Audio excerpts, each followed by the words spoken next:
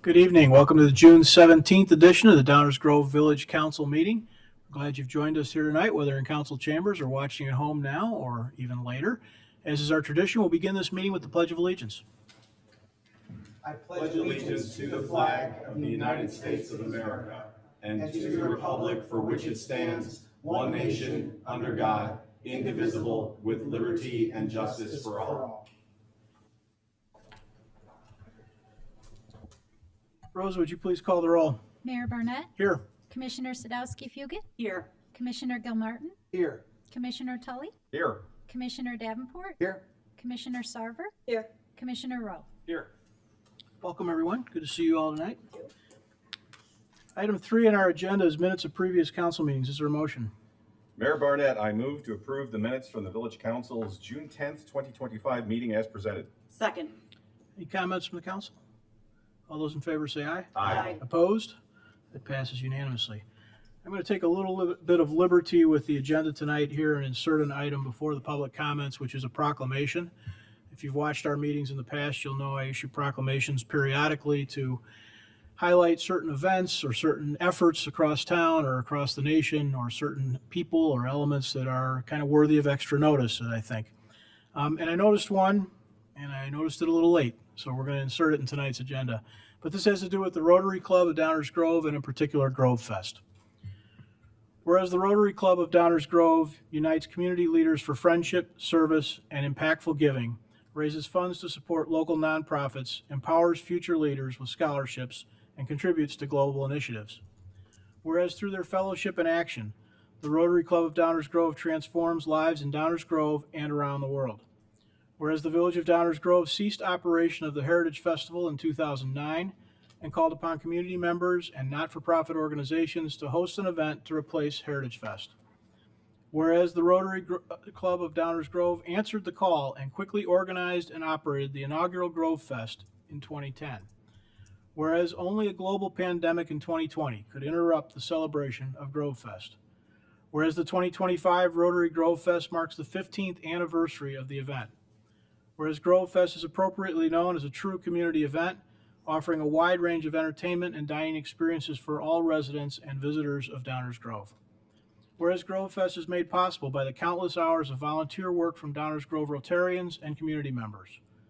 Whereas the Rotary Club distributes all profits from the festival to local, regional, national, and international causes, including 27 not-for-profit volunteer organizations that support causes in and around Downers Grove, donating hundreds of thousands of dollars to community organizations and causes.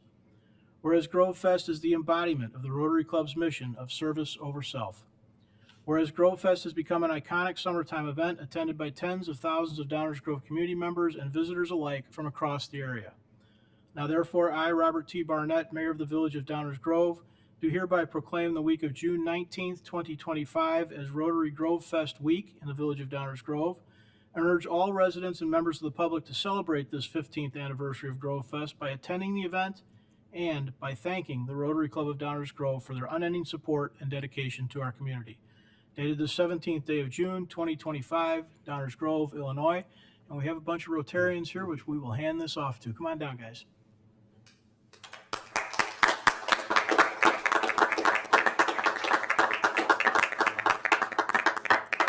Way. I have everyone facing this way, kind of right here. Lisa. Lisa's here. Lisa.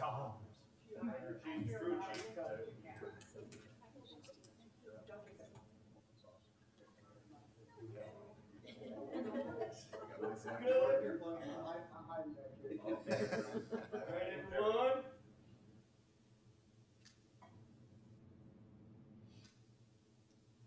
One second.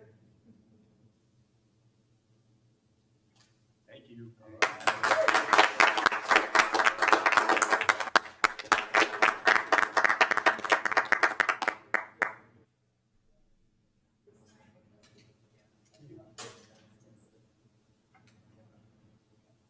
Let it never be said that you can't get a whole mass of Rotarians on short notice to show up and do anything. That's right. Okay, so you got us off the streets. Can everybody hear me?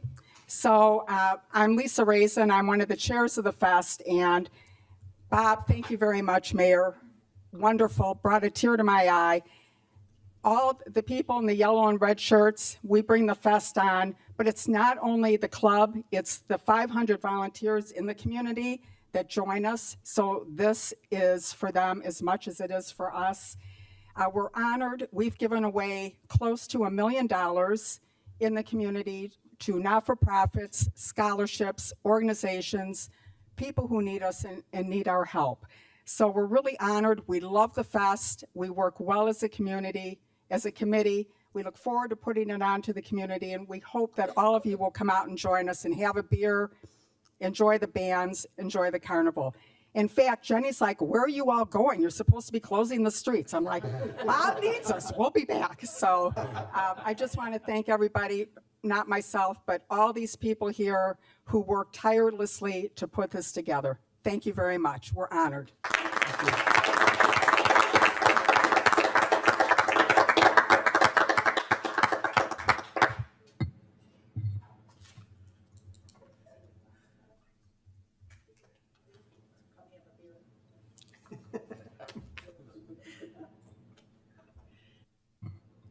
That's a cool story, and if you've come to Downers Grove sometime in the last 10 years, spend a few minutes digging into that. It's a really cool story. A little bit of history of Downers Grove being made by that group right there. All right, item 4 on our agenda tonight is the public comments. This is the portion of the meeting where we take public comment on items not on tonight's agenda. At active agenda items and first reading items, we'll take additional public comment. So if you're here with comments on items not on tonight's agenda, please come on down to the microphone and tell us what's on your mind.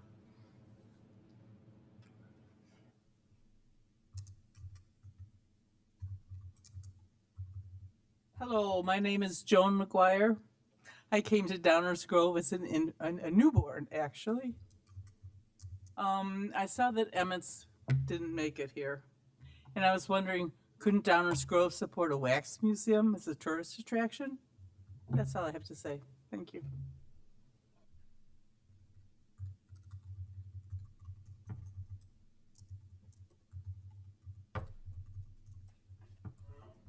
Janet Wingham. The Downers Grove Resource Guide that was mentioned last week and posted online is a very helpful tool to explain how revenues are derived for the village, and I want to thank you for making that available. It really is very helpful. But the material suffers from something I call data deficit syndrome, a disorder, like many presentations and projects on financial information. It seems to be that some of the times, most of the time, this is probably on purpose because you have an award-winning communication staff, a crackerjack staff.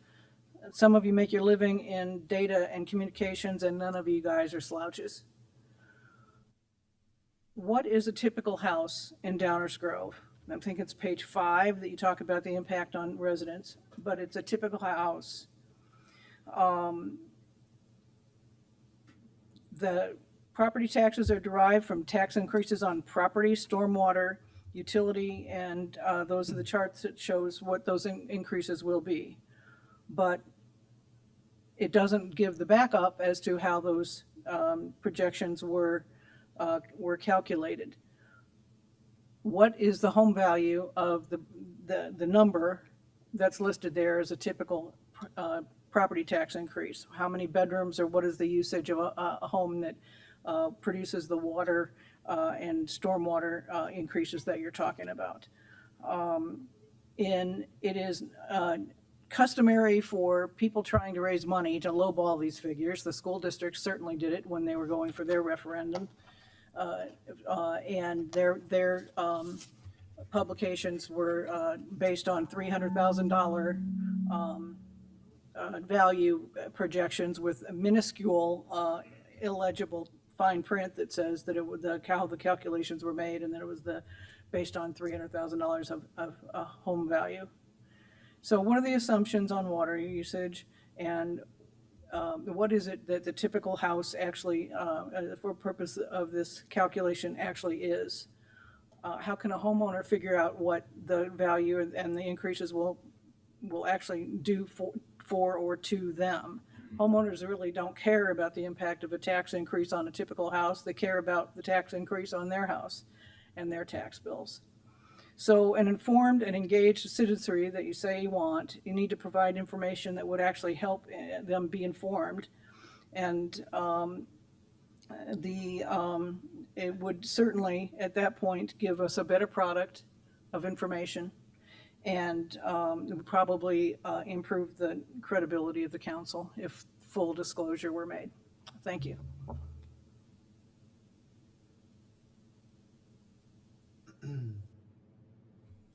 Any others, items not on tonight's agenda? Okay, we will continue with the consent agenda. Is there a motion? Mayor Barnett, I move to approve the consent agenda as presented. Second. All those in favor say aye. Aye. Opposed? That passes unanimously. That takes us to item 6, our active agenda. This is the portion of the meeting where we take up items that we plan to take action on tonight. These would be items we have discussed at least once before, sometimes multiple times before. Again, these are items on which we plan to take action this evening. Is there a motion concerning an EPA agreement? I move to authorize a loan agreement with the Illinois Environmental Protection Agency for well house replacement and water main installation as presented. Second. Any audience comments or questions on this item? Council comments or questions? Rosa, please call the roll. Commissioner Tully, Aye. Commissioner Sadowski-Fugit, Aye. Commissioner Rowe, Aye. Commissioner Sarver, Aye. Commissioner Davenport, Aye. Commissioner Gilmartin, Aye. Mayor Barnett. Aye, that passes unanimously. Is there a motion authorizing the village manager? Yes, I make a motion authorizing the village manager of the Village of Downers Grove to execute certain documents associated with IEPA loan agreement. Second. Any audience comments or questions on this item? Council comments or questions? Rosa, please call the roll. Commissioner Tully, Aye. Commissioner Sadowski-Fugit, Aye. Commissioner Rowe, Aye. Commissioner Sarver, Aye. Commissioner Davenport, Aye. Commissioner Gilmartin, Aye. Mayor Barnett. Aye, that too passes unanimously. Is there a motion concerning a contract? Mayor, I move to approve a contract with H. Linden and Sons Sewer and Water, Inc. of Plano, Illinois for the 2025 Water Main Improvements Contract A. Second. Audience questions or comments on this item? Council comments or questions? Rosa, please call the roll. Commissioner Tully, Aye. Commissioner Sadowski-Fugit, Aye. Commissioner Rowe, Aye. Commissioner Sarver, Aye. Commissioner Davenport, Aye. Commissioner Gilmartin, Aye. Mayor Barnett. Aye, that too passes unanimously. Is there another motion concerning a contract? Yes, there is another motion. One to approve a contract with Manusos General Contracting, Inc. of Fox Lake, Illinois for the 71st Street Well Rehabilitation Project. Second. Any audience comments on this item? Council comments? Rosa, please call the roll. Commissioner Tully, Aye. Commissioner Sadowski-Fugit, Aye. Commissioner Rowe, Aye. Commissioner Sarver, Aye. Commissioner Davenport, Aye. Commissioner Gilmartin, Aye. Mayor Barnett. Aye, that too passes unanimously. Is there a motion concerning another contract for the 71st Street Well? I move to approve an amendment to the contract with Engineering Enterprises, Inc. for the 71st Street Well Rehabilitation Project as presented. Second. Audience comments or questions on this item? Council comments or questions? Before we call the roll, I'll just mention for those that may be watching for the first time tonight, not all of our meetings are quite like this. And if you stick around for another couple minutes, it will get a little different. As mentioned earlier, these are items we've talked about multiple times before, and so frankly, all the questions have sort of been sorted out at this point. Rosa, please call the roll. Commissioner Tully, Aye. Commissioner Sadowski-Fugit, Aye. Commissioner Rowe, Aye. Commissioner Sarver, Aye. Commissioner Davenport, Aye. Commissioner Gilmartin, Aye. Mayor Barnett. Aye. That too passes unanimously. Item 7 on our agenda is our first reading. This is the portion of the meeting that might be a little more interesting. This is the portion of the meeting where we take up items sometimes for the first time, sometimes for multiple times, third, fourth, or fifth. But these are items on which we do not plan to take formal action this evening. These are for discussion only tonight. So with that, I'll turn it over to staff. Thank you, Mayor Barnett. There are 3 items on tonight's first reading agenda, 2 discussion topics. The first 2 have to do with the property at 1807 Butterfield Road. Here to present background information on this petition is our Community Development Director, Stan Popovich. Good evening, Mayor and Council. As Manager Fieldman noted, it's a special use and a planned unit development amendment for 1807 Butterfield Road for a drive-through credit union. The property is located in the northwest corner of the village near I-355 and Butterfield Road. The property is shown here in green, and it is within the Esplanade Planned Unit Development number 31.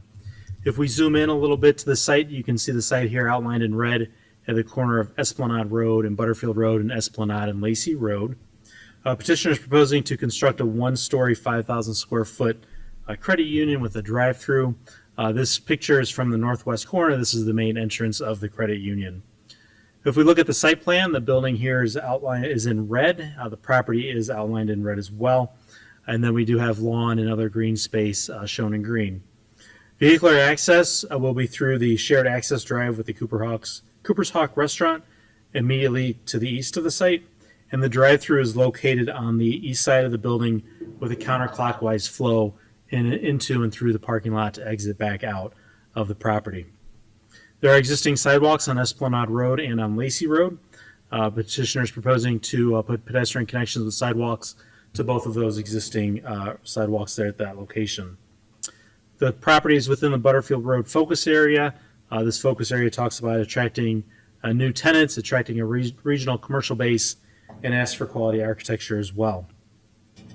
The Planning and Zoning Commission considered the case at their June 2nd meeting and found that the approval standards for PUD amendment, planned unit development amendment, and then a special use were met at that meeting, and they recommended approval of the petition. I'm happy to answer any questions tonight, and Tim Reck with the petitioner is here as well. Thank you, Mayor. Thank you, Stan. Any audience questions or comments about this item? Council comments or questions? Tammy? What's the credit union?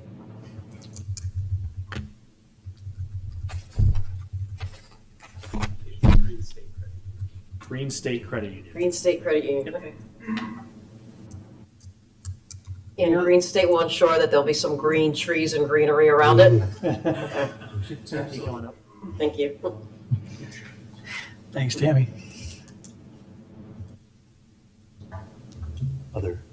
Other questions? There may be. Hang tight. Don't go anywhere. Anyone else? Mayor. Martin? Thank you. I'm going to address both the special use request and also the amendment to the PUD at the same time. Both appear to meet the criteria. So the PUD, Plan Use Development Amendment criteria for approval is Section 2812.040C5. This is consistent with our planning documents. It's also very consistent with the PUD itself, so no issues there. The special use, the only reason why there's a need for special use is, of course, is a request for a drive-through. And frankly, if you're going to put a drive-through anywhere, this is a pretty darn good place to put a drive-through. Zero impact on any neighborhoods from this one, so no real issue. It otherwise appears to meet all the criteria for a special use for a drive-through under 2812.050H. And I don't have any additional conditions in mind to make it less impactful because of the nature of the area. And again, both these requests are consistent with our comprehensive plan, and I'm glad to see that every aspect either meets or exceeds our zoning ordinance requirements for setbacks and bulk and depth and things like that. So all good. One question I have is your neighbor to the east is Cooper's Hawks, which can get pretty busy as overflow parking across the street. Two things. One, any concerns, or have you anticipated concerns about, especially on the weekends, and I don't know what your operating hours are, but patrons of Cooper's Hawk parking in the bank lot? That's A. And then part B is when because I'm assuming you're going to have banker's hours. No offense, right. I know what they are. You're correct. Is there any thought about working with Cooper's Hawk about allowing for some overflow parking there as opposed to across the street, reduce the amount of pedestrian vehicle interaction when people have to go across the street to park in the Esplanade? So there's certainly potential there, because you're right, our hours, or their peak hours, are definitely different than our peak hours. We are open on Saturday mornings, but we're closed starting at noon on Saturday, and of course closed on Sunday. Our only concerns are like inclement weather concerns, where if they have cars that end up staying there overnight and it creates challenges for snow removal. So that would be really one of the only things that comes to mind to where we would want to have a discussion about it, and just the challenges of policing that. Okay, obviously, that's not a criteria for the Sure. approval of this, but it just looks like there might be a beneficial arrangement there. Or to the flip side would be if you don't want parking there, I think that would be very attractive for people to try to park there. Yeah, and we're less interested in trying to prevent versus making it a wide open, let's intentionally park folks there. So we would work with people, again, unless they're parked there and preventing us from accomplishing the parking we need for our members, it really only becomes something like snow removal, where the challenges of cars that get parked overnight. So we're a pretty easygoing neighbor. Sure, thank you. Thanks. Thank you. Anyone else? Chris, please. Thank you, Mayor. Excuse my voice here. I think I know the answer to this, but I just want to clarify. I know a few years back, we did some work in Esplanade where we allowed some different types of mixed use. This isn't part of that parcel, right? This isn't another change or anything along those lines, right? It's within the Esplanade PUD, but it's not where we had talked about making those changes a couple years ago. Okay, so this that's is what we separate said. from that. Same PUD, but just a separate, okay. Yes. Okay, thanks. Appreciate that. Okay, anyone else? Yeah, I'll just mention if you're interested in our process a little bit and seeing this for the first time, if you look at the packet that's available online, in particular on pages 8 through 10, is where there's some pretty detailed commentary about compliance with the zoning ordinance and applicability of the requests and compliance with the criteria that enable such a request. So it's a little dry, but there's some details there, and it might help if you're following along for future considerations as well. Back to you, Dave. Thank you, Stan. The last item on tonight's first reading agenda is a resolution for a license agreement for Easy Fiber for fiber installation throughout our village. You may recall that this was on last week's agenda, on the consent agenda. At the request of a council member, it was removed from consent. We placed it on first reading for further discussion here tonight. Last week, just before the meeting, we became aware of some concerns that were playing out in another community, including concerns about restoring rights of way, responding to damage of private property, and adhering to construction hours. So we alerted the petitioner to those issues and invited him here tonight to address the council. So with that, I would like to invite any representatives from Easy Fiber to address the council on their petition and or those items that we highlighted.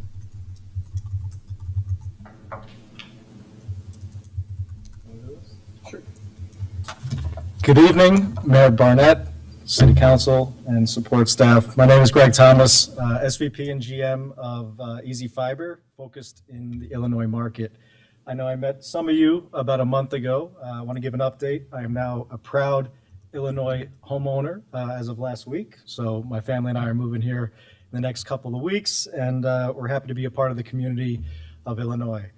I brought with me here Sean Perry, who leads our engineering and market selection for Easy Fiber. He'll be able to answer a lot more of the technical questions. I'll be able to answer all the easier questions. We have a slide deck that we will briefly go through. I know there's a lot of questions you may have about how we plan to build our fiber internet network here and restoration and things of that nature. So we'll get to that. When I was last here, a couple things were pretty paramount. Downers Grove is a beautiful municipality, and I understand the residents' concerns with any amount of construction that may take place. We are part of the community. We are very heavily engaged in community events, and we want to be part of the community as our big brand and marketing apparatus, right? So I say that to let you know that we would never go into a community with the idea to make a mess or to make prospective customers upset with us. So hopefully when we go through our deck, it answers a lot of your questions, and if not, we could answer them afterwards. But I did want to talk on a couple of things that we spoke about when I was first here about a month ago. Notice and setting expectations for you as the city council and your residents is critical. I think you'll see in our deck that we cover that pretty robustly, both as a pre, during, and post-construction, and various different ways that we'll go through. The timeliness of work, the product that we put out there, construction impact minimization, and I know there are a couple other firms that are trying to do the same thing, so we'll talk through how that works. It's not a very unique thing for us. We operate in a multi-provider network in all of our markets that we operate in. And then concern just in general of that you may have that we can answer for you. So Sean, how about you take it off here? Good evening. I know you've been through this deck with two other providers. Not a whole lot different in it, so I'm going to run through it pretty quickly. Please stop me at any point if you have a specific question or you feel like I'm moving too fast. Real quick, an agenda of what's normally in the deck. Easy sets its mission. We want to be different. You've got a lot of providers. You've got internet that's been in this community for a very long time. We want to come at it and see what can we do differently to change the landscape, to change that process for our customers. And so we've branded as Different for Life. And one of the key things I'll keep hitting is how we want to be different and do things that more so meet the needs of your residents.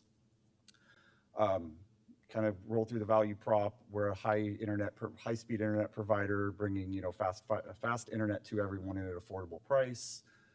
Core values. We very much so push for customer service. We are here for the customer. So at the end of the day, we're going to treat this city with the utmost respect because I want to get your residents as our customers. Today, we're pushing over 10,000 five-star Google reviews across our 4 markets that we're building in. And we do that with a very strong communication plan. We've seen in the past a lot of providers who come into a city, they just start building, they don't communicate with your residents. I'm going to go the other direction with that. Quite often I get some residents who go, wow, you've sent me 10 pieces of mail, once every other week, like from weeks before construction started. We want to get out to your residents that we're coming, right? It may look like some marketing every now and then. It may look like some junk mail, but we send it in as many different forms as we can to make sure that their eyes are on it. And everything that we send out talks about construction is coming, how to get help during the process. If something doesn't look right, call us. If you have questions, how long are you going to be in my neighborhood? What does the restoration timeline look like? Anything that your resident has a question with, we're going to put out there the number for them to call. It's on every piece of mail that we send out. Door hangers, we do a door hanger a week plus before construction, place that on the door again. Hey resident, we're coming. We realize that not everybody uses their front door. That's why we back that up with mail. The day we actually do construction, we'll leave another door hanger. Again, a lot of people don't pay attention to a door hanger to mail until something happens and they come home and there's a spot in their front yard or a cone. So we leave a fresh one kind of the day of construction saying, hey, we were in your yard today. This is what happened. This is what we did. If you have any questions, please call us. In many of our markets, sprinkler systems are a huge thing, and if they get cut, we don't always know it. And so we urge our customers or the residents to run your sprinklers. Call me immediately because if there's a problem, we're going to get right on it and fix it. Every vehicle that we put out in the field has either a magnet or is fully branded. There'll be no contractors who are hiding who they are or, not putting our name out there. We want everyone to know that, hey, this is us. So if there is an issue, that, they know who to call to get it fixed. And our biggest promise through construction, our only promise is we will restore your property. We will have it back to as good or better condition than when we started. We've based an entire department around the construction support team. It's a specialized phone number that only rings to our construction hotline group. That group is trained in the process of construction.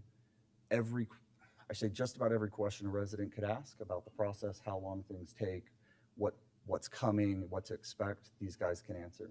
If there is a concern, we log that into a ticketing system where we track every concern start to finish. During that process, depending on the type of issue, we are guaranteeing that someone with Easy Fiber who's local, on the field, or in the field will be in contact with you, depending on the type of issue, anywhere from 30 minutes to about 24 hours, depending on the severity of the issue. That construction manager or that inspector will be your point of contact all the way through the process to the end. That way, you're not getting bounced around person to person. You'll have a actual employee's cell phone number to call, as well as it tracked through a ticketing system. This is the kind of the dashboard that we look. This photo was actually pulled out about 2-3 months ago, I think, and showed it's a live snapshot of the system that day. We're doing construction across, at any given time, 60, 70,000 homes across 4 markets, and we had 168 open complaints. And the average time to resolve from start to finish was 3.5 days. That number goes up and down a little bit, but we focus on having everything 100% resolved within 7 days. Most issues in under 48 hours. Again, kind of depends on what it is. If it's, if we have to get a plumber out there, if we have to do some concrete work, of course, that may take a little bit longer, but we're making sure we communicate with those residents. To speak to the nice news article that came out, Albuquerque has been a challenge as there are multiple providers in the same place in the city. So the city thought it would be good to drive competition and put us all in the same, allow us to all build the same part of the city at the same time. And I think that that's led to a little bit of frustration in the area. And we have constructed roughly 20,000 homes across the northeast side of Albuquerque with 165 complaints that have come in. So we look at that as pretty good, as it's less than 1% of residents have had an issue along the way. And so of those 165, I'm proud to say all of them are resolved, most of them within 3 or 4 days, very few taking longer than that. The big issue is concrete. So part of the article focused very strongly on damage to the right-of-way and a slow response time. Albuquerque has a very, very strict process on replacing sidewalks. So if I permit the removal of the sidewalk, I have to replace the entire panel naturally, and I have to do it with a very specific concrete that I can only buy a truckload at a time. So we work with the city, communicate with them to basically build a schedule to say, when I get X number of pallets, that generates a truck, we come out and do it. I don't think that was conveyed very well to city council. One of the city councilmen suggested we get bags of concrete and go and fix it. That is something that we would never do to a city. Your engineers would be very frustrated with that. So part of the fix with Albuquerque is we've been working with them very closely over the last few weeks, all 3 providers, us, MetroNet, as well as Gigapower in that market. And we expect to get back to work next week under some new guidelines and communication, basically where we've opened up our ticketing portal to them. We've done some other stuff to make sure that they have straight visibility into how we handle those resident complaints. So we would promise the exact same thing here. We are all about transparency and want you to know that we are taking care of your residents with the utmost concern, like they are our own. Because like Greg said, we're here to provide a service. And at the end of the day, if your residents are upset, then they will never become customers. And we want to convert every single one of them to an Easy Fiber customer. So with that, we can answer any questions. Thank you, guys. All right, don't go far. Any questions from the audience? Okay. Ma'am, hey, ma'am, would you do me a favor and come up to the microphone? Okay. If you've got a question, the reason we ask you to come to the microphone is so that those that are watching at home, either now or later on this recorded thing, can hear the same conversation. So please try and keep that in mind. Any council comments or questions? Leslie?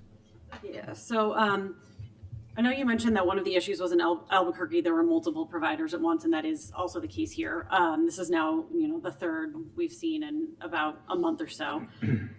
So knowing that, how do you plan to coordinate with the other 2 companies here? I know the others had given us kind of their grid, the locations that they might be starting the size of the areas in which they're working and kind of the timing and how those might work and if they would coordinate with one another. So kind of what does your grid look like? Where might you be starting? And do you think that you would be coordinating with the other companies and working with them at the same time? Or would you be trying to do it at a different time so that you don't run into potentially some of those same issues? Or would it make more sense to do it at the same time so that you're not having to replace the same, for example, sidewalk? So I think the same time question is exactly where we went wrong with Albuquerque. That was the city's thought, is if everybody goes at the same time, then we are less impactful. Sadly, I think that it ended up being the other way around, that it ended up being a little bit more impactful because our, drills went through and then the next day another set of drills went through.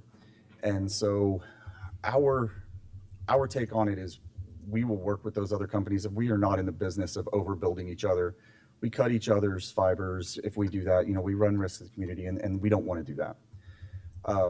The other piece of that is we found many cities control where we deploy through permits and don't allow two providers to build in the same area at one time, to gap it out.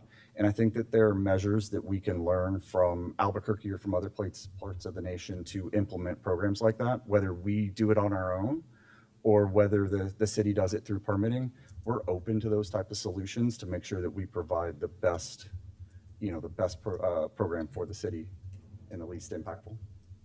And then kind of a follow-up.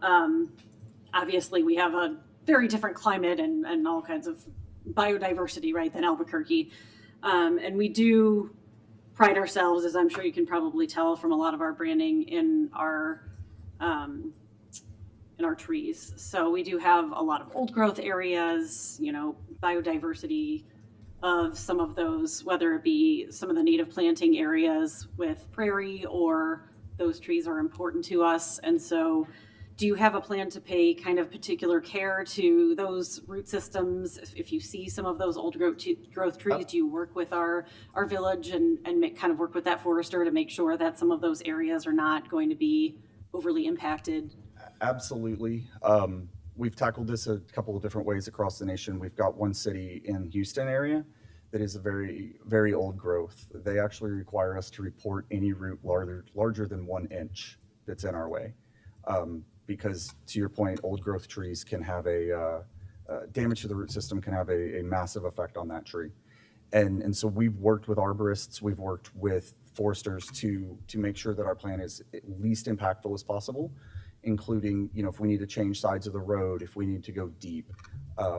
There's been, much to the frustration of my engineering firm sometimes, there's been much redesign around trees where instead of going straight down a street, we'll come from 2 different directions, and that tree may actually be the middle of the network where we don't connect. Those are the types of individual challenges that as we work with cities, we'll make sure that we address, and definitely having some experience with trees. Tammy?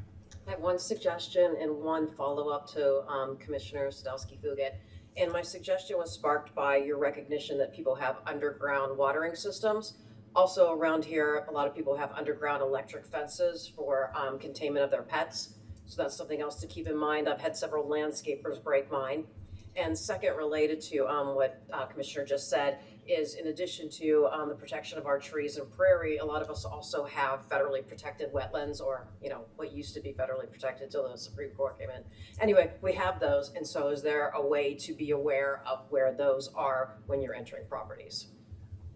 So many areas that we've dealt with the federally protected wetlands, either the county or the city or the state maintains a GIS database. And in those instances where it's either required by the municipality or highly encouraged by the municipality, we'll bring those layers into our mapping system and call them out on our prints. That way everybody knows that they're there. Follow, if we need to implement special guidelines, either at the city's discretion or wherever that guideline comes from, we'll call that out on the prints, make sure those crews are trained, but very specifically call it out so everybody sees it. Thank you. Anyone else? So what other villages in Illinois are you guys in? So, do you want to take that one? Yeah, as of right now, we are permittable in around 350,000 homes across Illinois, DuPage, Cook being the predominant build. But from a municipality perspective, we have about 18 that have granted us license rights at this point, and we started this process about 2 months ago. So we're fastly moving forward with it.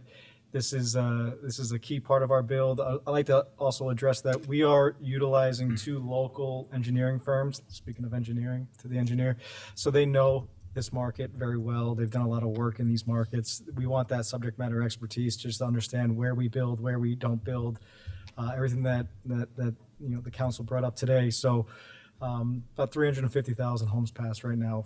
That's what we say that we could serve. Got it. And I'm looking at the map that you guys have. How long do you think each area would take to build out? That's always the $1 million question. So Easy's going to build at a rate that is comfortable for the city as well as comfortable for the resources. What I don't want to do, I could come in here and say, okay, look, I could have the whole city built in 3 months. Well, that sounds great on paper. It's a detriment to your water departments, and it's a detriment to, public works. And so we want to find that the cadence that works with the city and then push that just a little bit. Ideally, we look at a town this size to say around 18 months would be total across the town. That's us turning on about 1,000 to 1,500 homes a month, which we find is a very good build cadence that doesn't impact traffic or city resources. It sounds like what you're suggesting from your experience in Albuquerque is to not be bundling and working, that actually was some of the root cause of the complaints, was you guys all going into the same area at the same time. Absolutely. Putting, when we spread out, we pass your house and then it may be a year, if we work in a clockwork pattern, or, it may be a year till somebody comes back and builds again and they inconvenience. The start to finish inconvenience on most residences is 7 days from the time I start on your street till the time I'm done on your street, with complete restoration in 30. Doesn't normally take 30, but depending on what happened, you should not know that we were there within 30 days. And so when it's 30 days back to back to back, because 3 companies came in a row, that's a little bit less stomachable for most people. Thanks. Just one point with regard to New Mexico, there was a gap between complaints that were going directly to the city that didn't make it to us in a timely fashion, right? So we don't want you to be inundated with complaints. We want to take on those complaints. And Sean brought it up. We have a dedicated, what I call tier 2 advanced call center agents that are local in Houston. They graduated to that position. We want all of the construction questions or escalations to go into that team. It's 24/7. They're trained specifically to handle these things. We open a ticket in our system, and we don't close that ticket until we confirm with the resident that we have fixed it to their expectations. So we take a ticket, we log it, we send it to the local construction team that was working in the neighborhood. They are responsible for outreach to the resident. They are responsible to report to us when that ticket is closed, and then we confirm with the resident that it's closed to their satisfaction. And if it's not, then we escalated it incrementally, send out an Easy Fiber tier 2 field tech to make sure that everything that we see and hear is accurate. So the big gap in New Mexico was the timeliness of us getting that. So one of the learnings that we had is we'll be here, whether it's weekly, bi-weekly, or monthly. What you see and what we see has to be aligned, because your residents are going to be complaining, right? So, but if we get it, we log it, and we have, most of it is within 24 to 48 hours. If it's a priority 1, it's immediate. Your gas lines, your water lines. Hardscape's a little bit longer with cement and whatnot, but as long as we're getting it, we're tracking it. It goes to myself, it goes to our CEO on a weekly basis, and everything that's longer than 7 days is like critical red flag problem. So that was a bit of a misconnect, and there was a part-time person that works on Monday and Wednesday, and we only got it on Monday and Wednesday. So as long as we have a communication cadence between us, those issues should be very, very minimal. Martin? Thank you. A number of my questions have already been answered in the course of discussion so far, but I have two. First one is, and I appreciate the snapshot of the dashboard that you shared, the slide deck, and I appreciate that's a snapshot, it's a point in time. Speak to us a little bit more about when things go wrong out of the ordinary, because they will, they always do. And to me, a big part of this is not how do you react when things are going well and as planned and within your design parameters, but when things go outside of those parameters. Even if you have to speak anecdotally, tell us a little bit about how your team reacts to those out of the ordinary things that don't go right, and they are out of parameters, because that will happen. So I would say we pride ourselves with doing the right thing fast and always. I'll give you a perfect example. We received a phone call 2 weeks ago from a county in Texas, and it was a very frantic phone call. I want to make sure you hear what I say before you make an assumption. They called us out freaking out because we had collapsed a bridge. And we drive teams out there because there's no way, right? And we get out there, and the substrate around the wing walls of a culvert-based bridge had completely washed out, right? And the county was very adamant that it was us. We had crews out there trained, not our normal crews, had crews out there that night backfilling it, repairing the road. Long story short, 2 weeks later, it had absolutely nothing to do with us. But in the moment, we had to make the right decision to fix the issue that the municipality had. Today, we're working with that municipality to, how do we make it right going backwards? But in the moment, we're going to address that issue, whatever it takes to fix your concern, fix the residents' concern, even if that means sometimes we have to resolve something, that maybe we didn't do. Construction can be a little messy. We do everything we can to keep it from happening. But part of that promise, part of that guarantee, heaven forbid we cut an electric. I cut the power to somebody's house because, Julie didn't locate it. And, regardless of why that power got cut, if that homeowner is home, we're going to make contact with them. We're going to let them know what happened. If that power can't get fixed before nighttime, we're going to put them in a hotel. If they've got kids and I need to get 2 hotel rooms, we'll take care of that. If we cause something during the day and, somebody doesn't have water, we've DoorDash food into residents. We're going to answer that call when something goes wrong with, if I was on the other side of this, how do I want this handled? What is the customer service part of this to handle that issue? I appreciate that. Second question is, you've already shared, at least by my count, 2 or 3 lessons learned from Albuquerque. Are there any other lessons learned that, knowing what you now know, that going forward for a community like ours and others, that you would implement? I think, so Albuquerque was our first market outside of Houston, mass market. So we've learned a little bit everywhere we deploy. One of the biggest ones that we learned early on was communication. We learned very quickly that over communicating with the residents, making sure that they know who to reach out to and that we're coming is paramount. Greg mentioned it. We want them to call us, because the last thing anybody wants them doing is generating, those 165 phone calls into your office, because that's 165 phone calls you didn't get in the past. So we over communicate. We spend a good amount of marketing dollars to make sure the resident knows who to call. I think that's one of the very biggest early on lessons that we learned. Another comical one that we learned, we thought it would be smart early on to put 20,000 homes in the same geographic region under construction at one time. I don't know why we did that. It was right as I came on board with the company. And we very quickly learned that low and slow was the better approach. And so that's why we talk about, taking 18 months, 2 years to build out a community instead of trying to put 20,000 homes under the same. So there's been a couple of good learning lessons along the way, but those are 2 of the most, probably the most impactful and happened very early on. Thank you.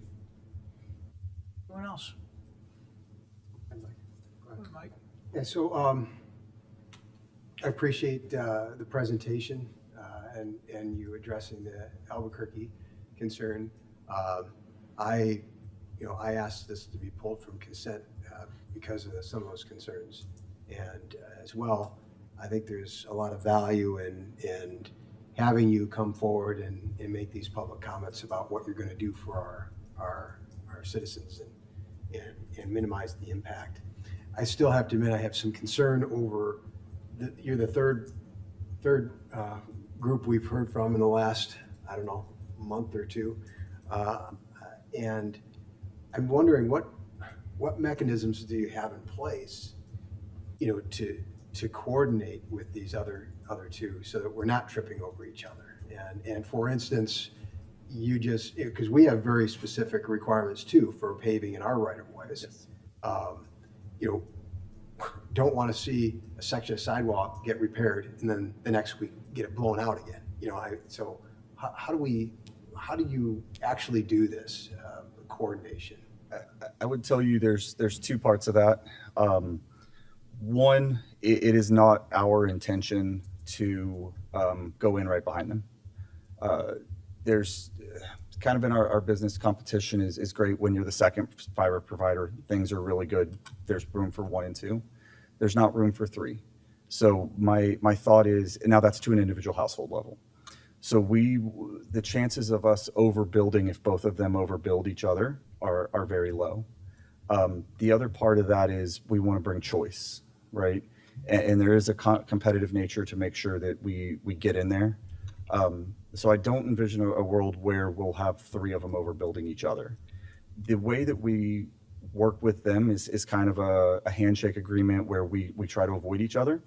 But the real change comes from where, the permitting office can kind of help us out and say, hey, go to this side of town, start here because they're over there. Or implementing some rules that says we won't issue permits in the same spot. Those are some things we've worked with cities in the past. But all I can answer to is Easy won't directly overbuild all of them. But I can't speak the other direction, if that makes sense. I'm not sure how the geography of your 3 zones matches up with the zones of the others. And am I hearing from you, basically you're kind of relying on our staff to say, no, you're working in this area, they're working in this area? Not at all. I'm suggesting that some of the cities we've worked with have regulated it from their side because it is such a concern from them. There's some weird FCC laws and other laws that basically I can't get in a room and have a strategy conversation with other companies. So it's not like we all go to lunch and talk about you build this part of the city, we'll build this one. I mean, there are days we would love to, but we can't. And so all I can speak is our intention is not to, if they go through a neighborhood, go after them or go right after them. And did I hear you say correctly that 3 service providers to any one address is too much? For the most part, we would, if say Lumos and Metronet or 2 other providers, regardless of who they are, were already servicing an address, more than likely we would not serve that part of town or that town. And on that, it's really a business practicality situation. It costs a lot of money to deploy fiber, right? The business case built on one overbuilder, which is what we are, is a lot better, right? The take rate, if you will, if you have 3 choices, it's lower for us. So financially, it's not in our benefit to do that, which is why they don't typically do it to us and we don't typically do it to them. We're local. We're going to see permits that are in place, permits that are being approved. We'll be aware of what location within the 3 they're starting their build or we're starting our build, and we could deviate the engineering and the build plan to stay further, far enough away from where they are, so they're on street A and we're on street B. Ideally, later on, we'll be that close, but early on in the process, the build will be spread out to the best of our ability. But from a business perspective, it doesn't make sense for us to do that. It doesn't make sense for us to overbuild an overbuilder, because you already have great access to fiber internet, right? So we're here to provide fiber internet to the residents. We want to do it fast. We want to do it safe. We want to do it clean. But if we start overdoing it, then you have multiple construction back to back, people are not happy with either company, right? But financially for us as a business, it's not in our best interest to overbuild another fiber provider. So But you know where the other groups are working and when? You can, because yeah, we'll see their trucks, we'll see their drills, we'll see the zones that they're in.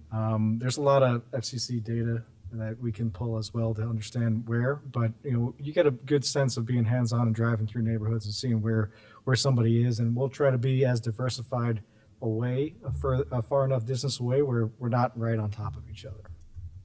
Seems like we've got a lot of moving parts and there's a lot of opportunity here for issues. Can I ask, with these 3 areas that you're showing, any chance that you're also doing this in a neighboring community where our area is actually part of a bigger area that's?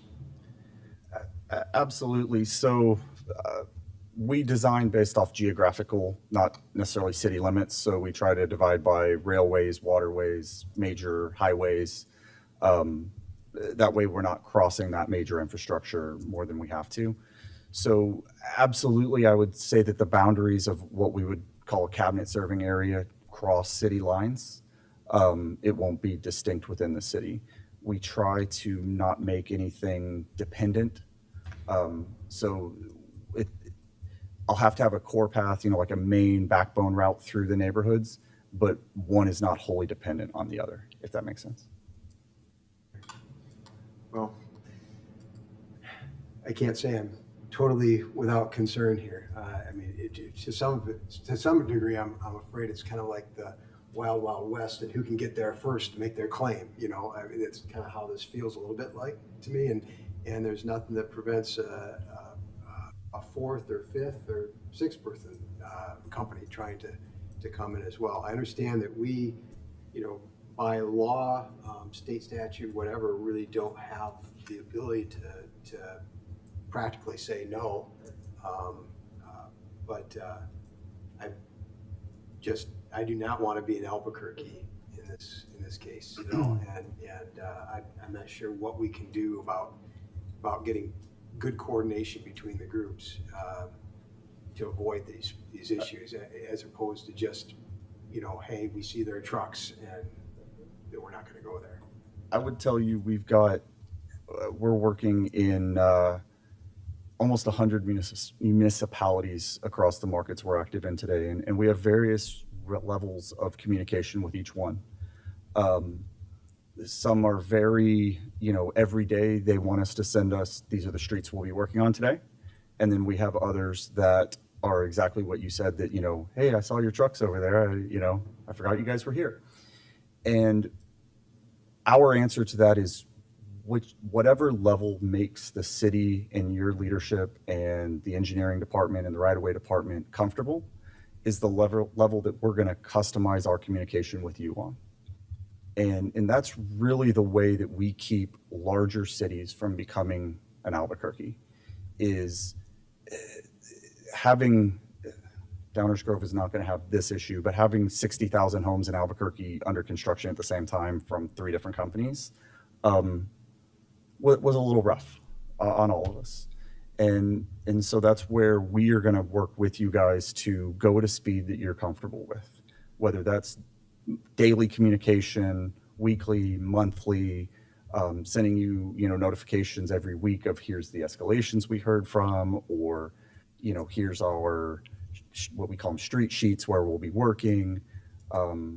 If you have a 311 center that accepts calls, meeting with them, we will set that level of communication where the city needs us to. Can I ask staff maybe to speak to some of this as well? Sure. This has been very helpful to staff to hear this conversation as well, and we share the same concerns. A couple of comments. First, we have heard the comments about 2, not 3 providers in an area. We've heard that from the other 2 providers, so we think that is likely to play out, that there will not likely be more than 2 working in a particular area. So we will check in with the city of Albuquerque for their insights and lessons learned. We'll also be in informal conversation with other public works departments throughout DuPage County who may be experiencing the same thing through our network at DuPage Mayors and Managers Conference. They have a public works working group. So We'll check in with Albuquerque for lessons learned, and we'll keep the conversation going with other municipalities to look for best practices and what have you. We will coordinate the permitting process through the other two licensees as well, always with a focus on the impact of our residents, as minimizing that as our top goal. We'll also pay special attention to special management areas, such as tree protection, wetlands, and other sensitive areas through the permitting process, making sure that if they're working in those areas, they follow all, not only of our regulations, but county, state, or federal as well. So the whole thing here is really to focus on minimizing the impact on affected residents while we offer them the opportunity for competition in the service that we need. Communication is key, and we'll likely start with pre-construction meetings with each of the three to make sure we're all on the same page. Thank you. Chris? Thank you, Mayor. And thank you, Mike, for pulling this off consent. I think worthy conversation. And I appreciate that. And I appreciate you guys being here. I know the Albuquerque questions are probably not always fun to answer, but we appreciate you being here to answer them. I think it's important to note that Metro that was also part of that, right? So it wasn't just you. They happened to get here before we got the article. So we don't want to put it all on you, but we respect the fact that you're here sharing this. I think I know my colleague well enough to say I share his concerns. I heard a lot of coordination with us. And while I am very much looking forward to having fiber options in town, this does feel like a huge coordination, especially with companies who are not communicating necessarily with each other. That does concern me. And I trust our staff will figure out how to do that, but I also, that burden feels like a lot. You mentioned sort of a wild, wild west. I wrote down land grab, just how that is gonna operate, and this idea that it's no more than two, and maybe you won't go to a certain area. Yeah, it's just raised some flags for me in terms of consistency with our residents, what they understand, what their neighbors may have as opposed to them, and so and how we as a community want to communicate this, because I do believe this is a benefit to our community to have these types of services. The not room for three, it gives me pause, because I don't know then which two do we pick. We've already talked to three now, so how is that all going to get circulated? So I don't have the answers. I appreciate you being here for those questions, but I raised, and I want to just echo some of those same concerns. I'm very curious in how this is going to all get coordinated, because if you can't talk to each other, I think the last conversation we had, I maybe had a false sense of, yeah, we kind of work with each other and figure it out. Feeling less of that today. I don't know if you want to comment on that. No, and I apologize for finding I misrepresented that. I mean, there's definitely some communication that goes on. Yeah. There's just not a front-end plan. Sure. Where, we give them, where we can share maps back and forth. Yeah. But there's definitely some communication that goes on as far as coordination, because again, if we both show up on the same street on the same day, nobody gets any work done. So there's definitely communication with that. We usually work very closely with permitting offices as well as with, city planners and right-of-ways to coordinate, Right. locate. So we're sort of doing that coordination from a permit standpoint. Absolutely. Yeah. So an infrastructure project is impactful on any city in any way, because there is the piece of approving permits. There is the piece of water, locating utilities and city infrastructure.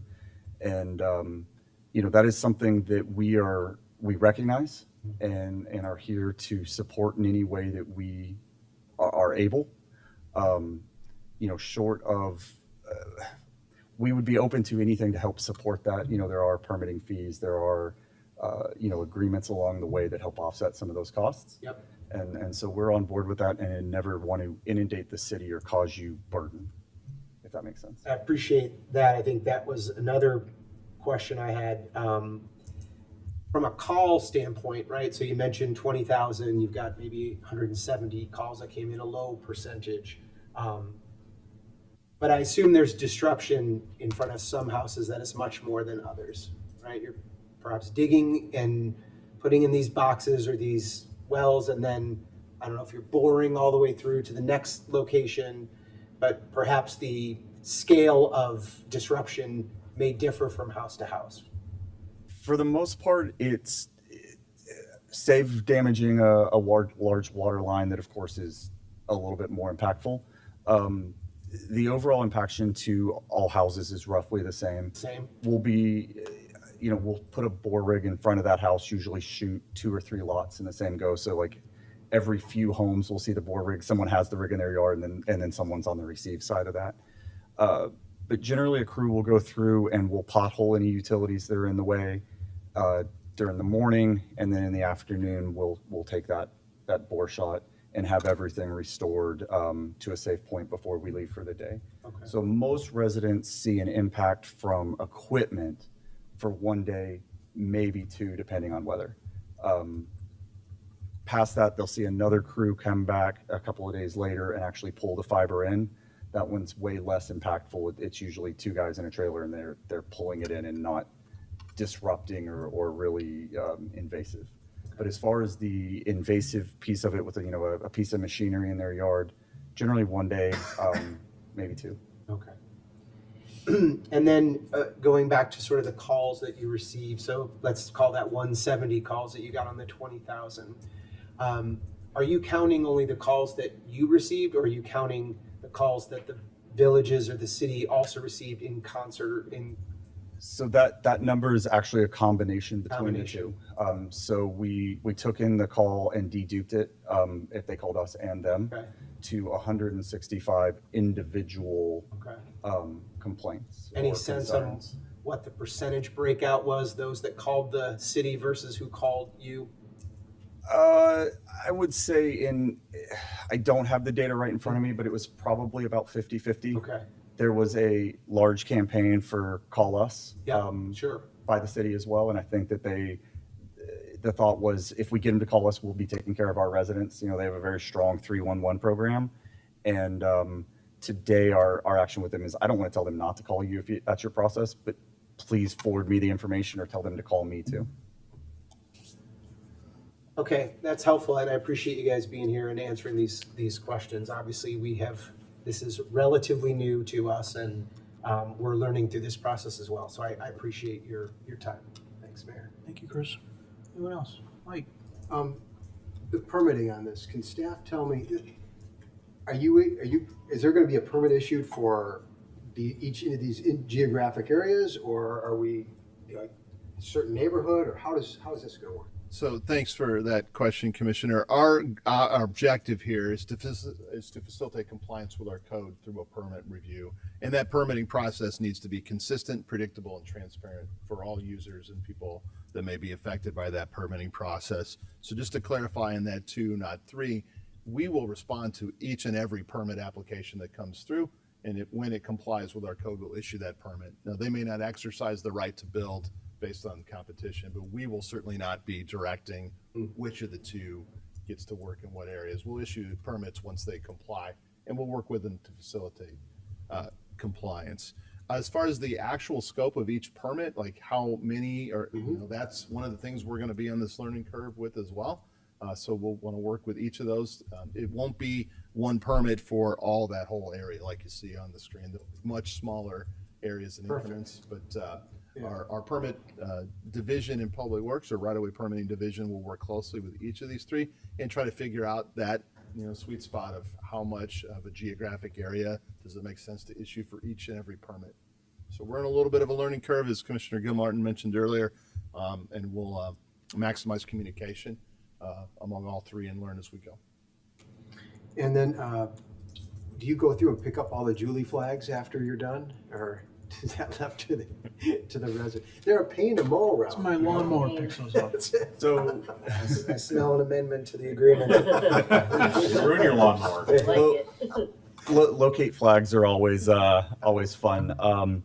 So generally, It depends on the neighborhood. It depends on the municipality. If that's, something that the city would like when we do our final QC restoration, make sure we're done digging. If that's something, we can tell our crews to do that. That's really not, that's an easy ask. We want to leave that property nice and pristine when we're done. The only thing in the middle there is we ask, if they just got put down yesterday, can you leave them in for a couple of days so we can get some work done? But we're on board with whatever we can do to help with the community. And then something I asked the other presenters that I didn't ask you is why Easy? What differentiates you from the other providers? I'll let you give that one. I'm the dumb engineer guy. So I grew up, in my entire career is spent in telecom, right? And as a lot of our leadership, legacy telecom versus an overbuilder telecom is very different. Easy Fiber, we are, as the name says, easy, transparent, price for life, no hidden fees. When we give you a price, that is the price point. There's no taxes, there's no fees, there's no add-ons, and it never changes. I spent a lot of years in telecom where you come in for a really nice entry-level price point, and then 12 months later, 24 months, 36 months, it's triple the price or what have you. We don't do that. We are giving you a price that will be locked for life, and we're also providing extremely fast internet that's priced for somebody to buy. A lot of our competitors, a lot of our peers will do what we call a flagship number, 8 gigs, 5 gigs, and they'll price it in a number that nobody could pay. Our prices are very economical. We want you, if you want to come and get the 8 gig package, it's affordable to you, and it's probably the best in the industry. And then it's priced for life. So we're different. We're transparent from the get-go. We over communicate. Not a lot of people do price for life. Not a lot of people do an all-inclusive, no fees. Not a lot of people give you a price point that you can afford and different packages that make sense. And why Illinois? I don't know if you asked that question, but I'll answer it. There's about 1 million homes in Illinois, in the greater Chicagoland, western part of Chicago, that does not have access to good, reliable, fast internet, specifically fiber. And we don't really know why, because this is a great market. I'm happy to move close by. I won't tell you the town. But it's a great market for us. It's underserved from a fiber perspective. It's about time that the residents in Downers Grove and broader Chicagoland have access to fast, reliable internet. I agree with that. Here. Thank you. Anyone else?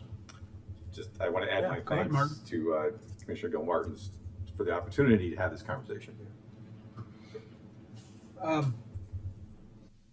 So I basically share the same concerns that Mike and Chris do. I'm not going to repeat them. But my question is, when I'm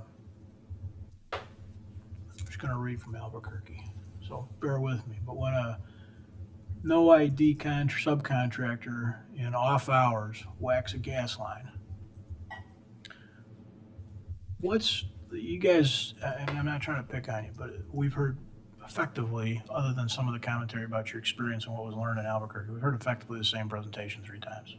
We're going to put all kinds of stuff out. We're going to over-notify everybody. We're going to put flags in our yard, door hangers, and we're going to fix it right away. What's our remedy when it doesn't go that way? That's what I'm curious about. You guys are not doing this to try and make mistakes. Obviously, that costs you money. There's no value there. But what's our remedy look like? I need a better understanding. That doesn't have to come from you. It doesn't have to come this moment. But I'd like to have a better understanding of that, because you guys are like trying to pick on your special, how special Easy is, how you're different for life, right? But you need to come in quickly, efficiently, effectively. You need to not do a lot of restoration work, because that's the best thing for you guys. It's also the best thing for our residents, right? So everybody's trying to do that. I'd just like to better understand what happens when the wheels come off, because everybody will be trying to fix that, but at some point, we're still responsible for our residents.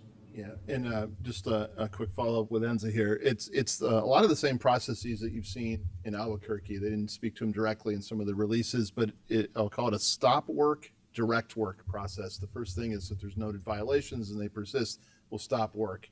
We're saying, what are you stopping work? It allows us to direct the work and the fixes that we need before we allow them to continue on to different areas of work or further issuance of permits. So stop work, direct work, be responsive, and those are the tools that we think Albuquerque has been using. Let's not hit that. That's bad for everyone. But it really is, it is disruptive. You guys know that, which is why you do so much work to try and prevent it from becoming a problem. But when people see, we had WOW come through a couple of years ago, there's the obvious restoration. There's also the ruts in people's yard. There's what happens when it's raining out, and there's just a lot that can be here. And I think what's happening is people are increasingly less willing to deal with that. You guys probably see that. So it means that the pressure ratchets up on everybody. It ratchets it up on you guys to perform. It ratchets up on us to make sure you perform. And all that stuff Dave was talking about is zero fun. So, any other questions? Maybe just one more. Yeah, go ahead, Chris. Are we given like a single point of contact for the village or a team that will be dedicated to the village throughout the project? Absolutely. So we'll provide you with a contact list. It may be, I'll give you specifics of who you can reach to out if it's a permitting or this. We'll also give you a single point of contact through Greg, who is the general manager, all the way up through our CEO if it gets bad enough, which it won't. Right. But we'll make sure that you have all the contacts you need, as well as someone assigned to you specifically with an escalation point above that if you need it. Cool. And maybe one last question. I don't think we've talked about this, but can you tell us the difference between what you provide and what we currently provide, and what residents might expect in terms of performance? And Absolutely. Yeah. So today, majority of the residents of Downers Grove in this area only have access to a coax-based, they call it hybrid fiber coax, so where fiber runs to a node and then anywhere from a few hundred to a few thousand homes share that single fiber connection. With DOCSIS 3.1, you get up in that right around a gigabit per second range, but the upload speed is really what suffers there, where they're unable to provide a symmetrical speed. You also have residents who are on DSL. Most of those residents are probably 100 meg or less, with some of them maybe only able to access 10 to 15. And what this product is, what fiber is going to allow people to do, not only is it download movies in a few seconds, it's really enabling the next ability of video calling, allowing us to go into 4K video calling for the upstream. What's coming down the pipeline after that is technology that we don't really know about yet. Our chief development officer loves to tell this story that he was sitting at a board meeting for a rather large provider in the nation, and the NFL was there presenting headsets to allow people to watch the NFL game from home and tilt their head and see the game almost like they were sitting in the audience. And that's going to require massive amounts of bandwidth. And so fiber's really building the network to support those internet needs for the next 20, 30, 40 years, for the technology that we don't know what's coming. cool. Thank you. Thank you, Mayor. Good job of putting on a T for the engineer. Well, Nice. he's been in the hot seat a little bit today. Give us softball. There you go. It would have been tough for me. Yeah. All right, I think that's all we've got for tonight. And that ends our first reading tonight, Mayor. Thank you. Thank you, guys. Thank you, Dave. As is an attorney's report. Yes, Mayor, there is. There are two items to present tonight. The first is an ordinance approving amendment to Plan Unit Development Number 31 to construct a single-story credit union with a drive-through, and an ordinance authorizing a special use for 1807 Butterfield Road to permit a drive-through. That is all, Mayor. Thank you. Thank you. Dave, back to you. Thank you. I'm going to do a little bit of housekeeping here as we get ready for a long-range planning discussion. So start by flipping this board over. Give a little background. Yeah, I'll grab the microphone in a second here. So want to be responsive to the questions we heard tonight as well. So this is a continued discussion of the long-range plan that was started last week by the local council.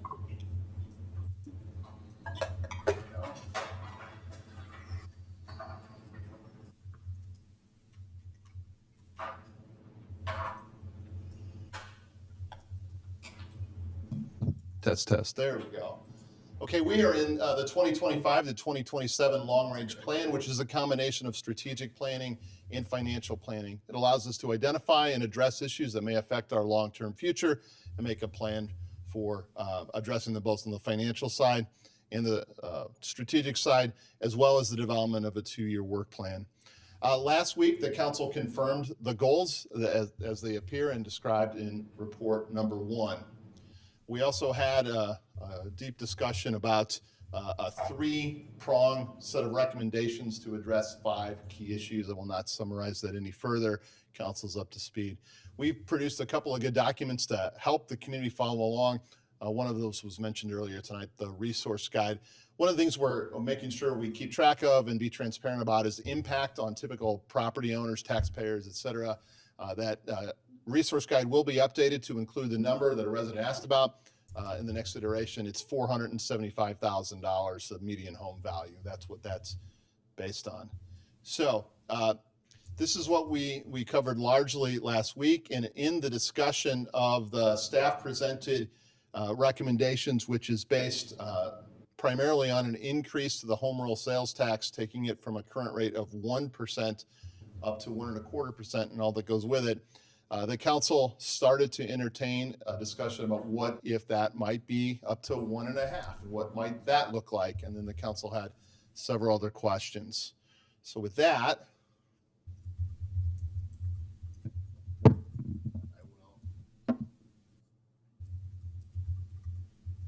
forward back over.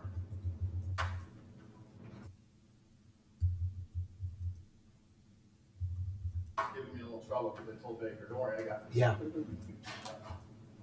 If Mike Baker offers the help, just take it.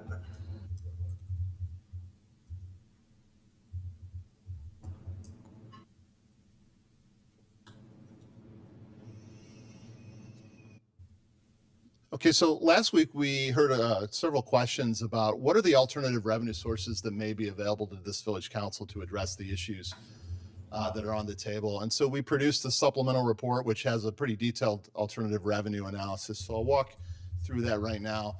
The first 3 that we want to highlight are 3 revenue sources that we do not currently have. The first one is vehicle stickers. This would be a fee for each vehicle that's principally housed in our village.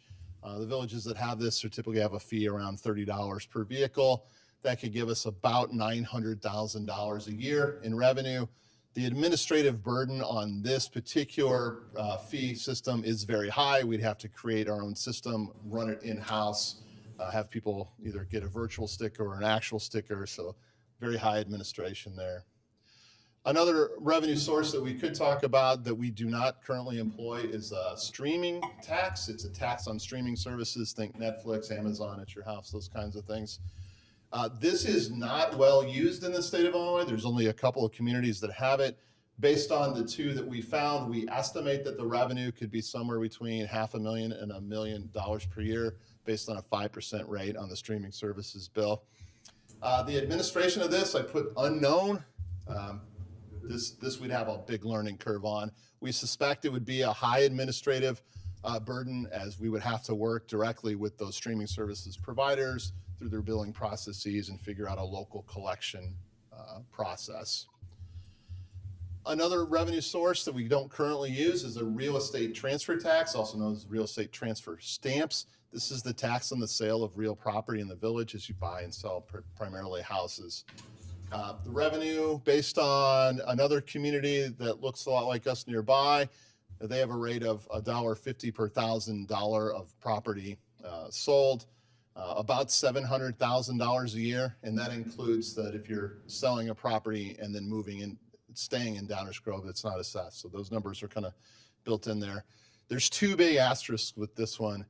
This has also a very high administrative burden. Think every time a property changes hands, somebody coming in to transact with the village gets some sort of stamp that allows them to proceed with a closing. But also, yes, this under Illinois law, which was changed a handful of years ago, maybe multiple years ago, does require a referendum. Has to be a successful referendum for us to enact this. So those are 3 revenue streams that we do not currently employ. These other 4 are revenues that we have now. The first one is, of course, home rule sales tax. We talked about that in some depth last week. I just want to highlight here, in addition to the revenue numbers ranging from $2.2 to $4.4 million a year, that this is a very low administrative burden, because once we file information with the state handles the collection and redistribution of that revenue to the village. Similarly, is a food and beverage tax. This is the tax on the sale of liquor and prepared foods. If we currently have a rate of 1.5%. If we raise that to 1.75, it could generate somewhere around $600,000 a year. If we go from 1.5 current rate to 2.0, maybe $1.2 million a year. This is locally administered, and so generally it's a moderate burden on staff. We're following up with folks who may be delinquent in paying. We're administering this locally in our team in finance and our legal department.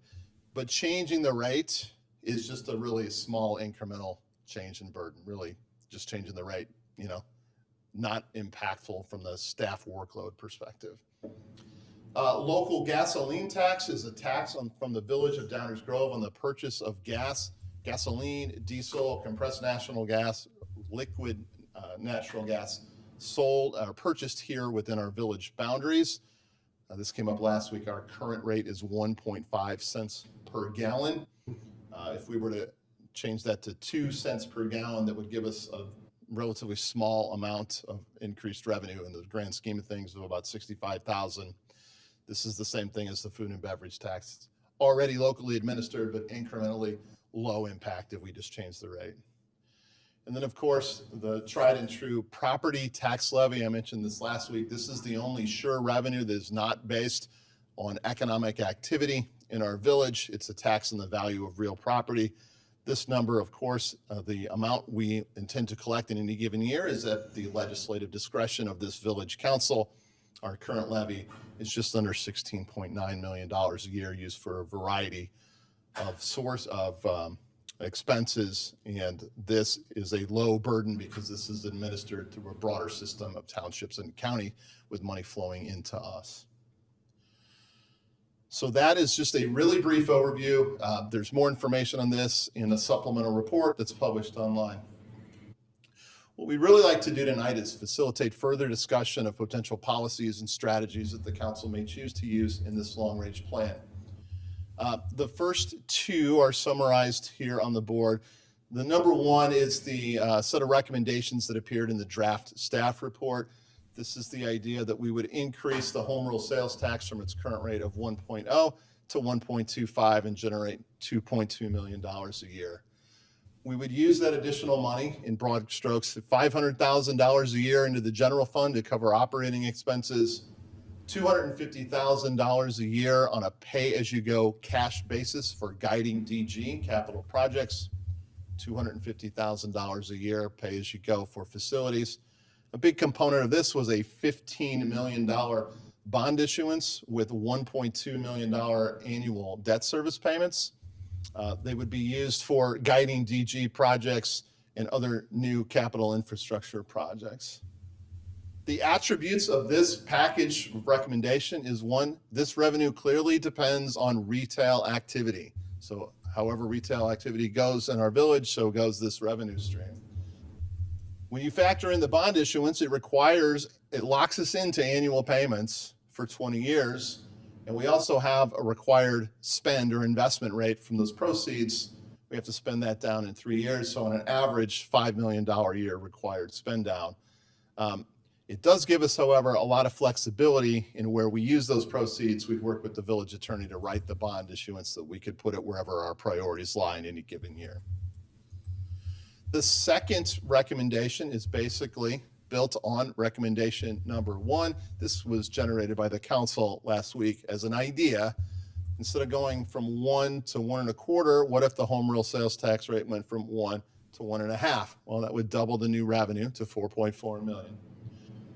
Our recommendation there would be $1.1 million a year in the general fund for operations. If we don't need all of that for general operations, we could use it for other uses, like shifting more to the capital fund, what have you. This would give us just over $3 million a year on a cash basis to be pledged to the guiding DG capital projects and other capital projects. But this plan, and the same number for facilities, 250,000 a year.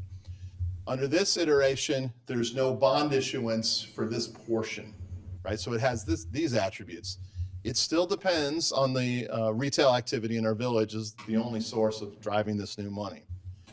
It maximizes flexibility because we're not locked into any particular bond payments, right? So this is the money in, money out as we choose and we see fit as directed by this council. So not locking into debt, no bond issuance, no payments, and maximizing flexibility. I left room on the whiteboard here for other ideas that the council may generate, and we're happy to help facilitate that discussion. I will double check with Mike to see if I missed anything. With that, I'll go back to Mayor Barnett. Thanks, Dave. Not even you. It's a great name. Great people have it. Oh, man, it's getting deep. It's like, Can I put up with this? Tough. Thank you, Dave, and thanks to the rest of the team for continuing to help us accumulate information and disseminate that in a way that hopefully people can help follow along. We've all sort of probably thought about this. I wanted to start, I usually ask other people to start the conversation. I'm going to start one just to pick up on some things I said the last time where I made the comment about the concern I had over growth of cost to residents overall. There's that table that you guys saw. It's like residential impact. And I've been thinking about this, and I'm sure you all have too, and trying to process what might be in front of us.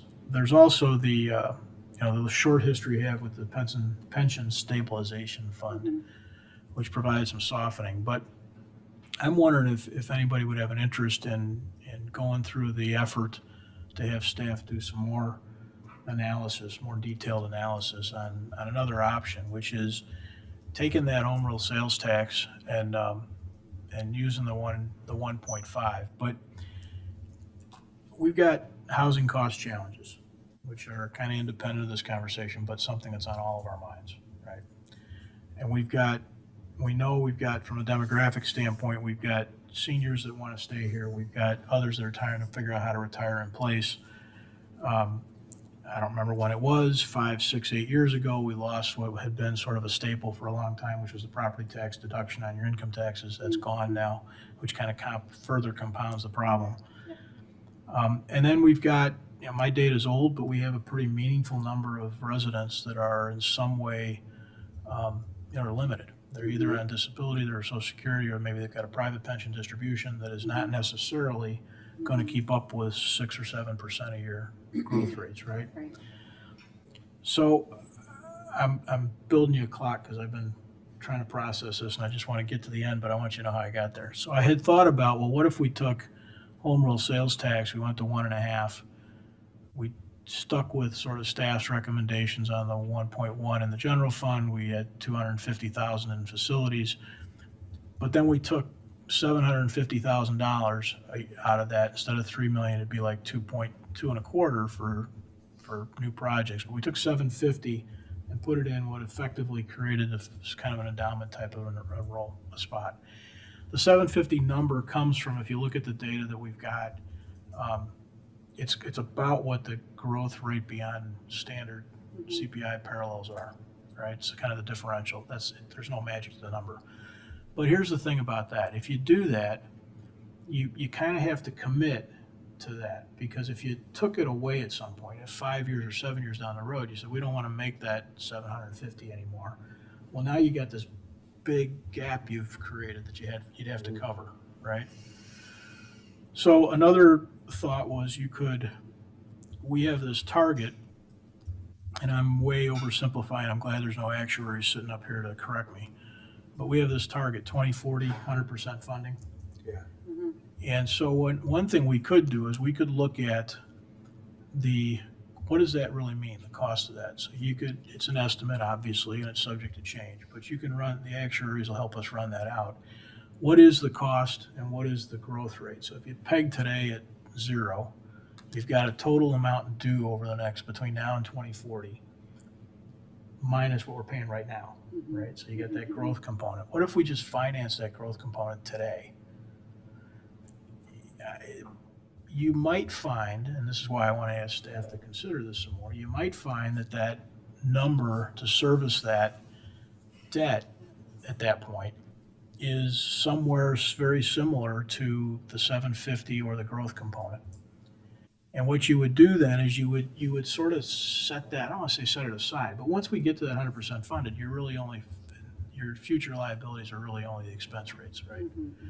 And so you would have the opportunity perhaps to push that kind of out of our conversation to some degree. It doesn't make the cost go away, but as opposed to every once in a while, every 2 years, having this conversation about what are we going to do about this pension thing that we know is on a ramp, it might set that aside. And you know, Dave said it, we all said it last week, the retail activity dependency is a little scary for everybody. But the pension obligation component isn't a choice. Most of the other stuff we're talking about are choices. So I've got a bunch of nonsense I wrote down on a piece of paper as I was playing with it that I'd be happy to share. But I'm kind of interested in pulling that thread a little further of how do we mitigate the overall cost to residents in the foreseeable future. So it just, I thought I'd start throwing that. It's a continuation of last week's conversation. Fill in a couple blanks there. That idea is sometimes referred to as pension obligation bonds. So think, how much do we owe currently in unfunded liability in the two funds? Issue the bonds in that amount, take all of the proceeds, put them into the fund up front. They become 100% funded for the unfunded liability instantly. And then we just pay off the debt using other revenue sources that the council chooses, which makes it a little more predictable, sometimes might smooth it, locks you in at an interest rate, and you're not fluctuating with the actuarial reports. The downside, though, is if the General Assembly changes the program, we are locked into that. So that's the trade-off there. Wheaton is the only one I'm personally aware of that has done this. They did it I think they did it about 3 or 4 years ago. And their interest rate there was? They think they did it at the time of low cost of money. Right. 2% or something like that. Yeah, one of the. It works for some communities quite well. It's not just be part of it. Yeah, one of the real, I mean, it is a risk. I guess I'm a little skeptical that there'd be any meaningful decrease from Springfield in our obligation, right? I mean, it's a risk that we would have, sort of borrowed and began a payment process on something we didn't actually have to pay, but it seems pretty stretched. And then I just wanted to verify, Mayor, that up to 1.5, so it mirrors option 1 on the front end, 1.1 a year in the general fund for operations, and then we could transfer if we don't need it, the 250 for facilities, and then as an example, 750 earmarked towards public safety contributions, and then whatever that math is, that becomes the balance of that 4.4 is for guiding DG. Yeah, that was napkin kind of stuff. The question for my colleagues is this something that's of enough interest that we would ask staff to spend some time truly modeling it up? So are you suggesting that we do the bonds or that we just continue the fund that we have now? I don't know the answer to that. Okay. That's one of the questions. Got it. So I just want to clarify something because there's two pieces to this. One is the input, and then what do we do with it? Yeah. You're really focusing on what do we do with the money. Yeah. I'm happy to have that conversation, but I think we need to figure out what we're doing, what's coming in first. Yeah. Where's it coming from? Yeah, Because I am you're making the assuming that there's a assumption. certain amount of money, and now you're talking about, let's apply it a little bit differently than what we've discussed. Let's make sure that we're all talking about the same ingress before we focus about the egress. Because I like your idea, although I think it does need more analysis. So you're right, Martin. The ingress is is a precondition to this And conversation. and that's where I'm a little bit worried about the bond portion of it. So here's you guys are both right. And that's why I didn't just come out and say, let's do a bond, right? Because we don't know the input, and a bond is still the debt that we were all sort of worried about taking on last week. Yeah. What needs to be, I think, kind of kept in parallel or in the margin of all those conversations is that the expenditures I'm talking about are not voluntary. Right. We are going to pay, and we can estimate it right now, some number over the next, whatever that is, 26 to 14 years. We're going to pay some number.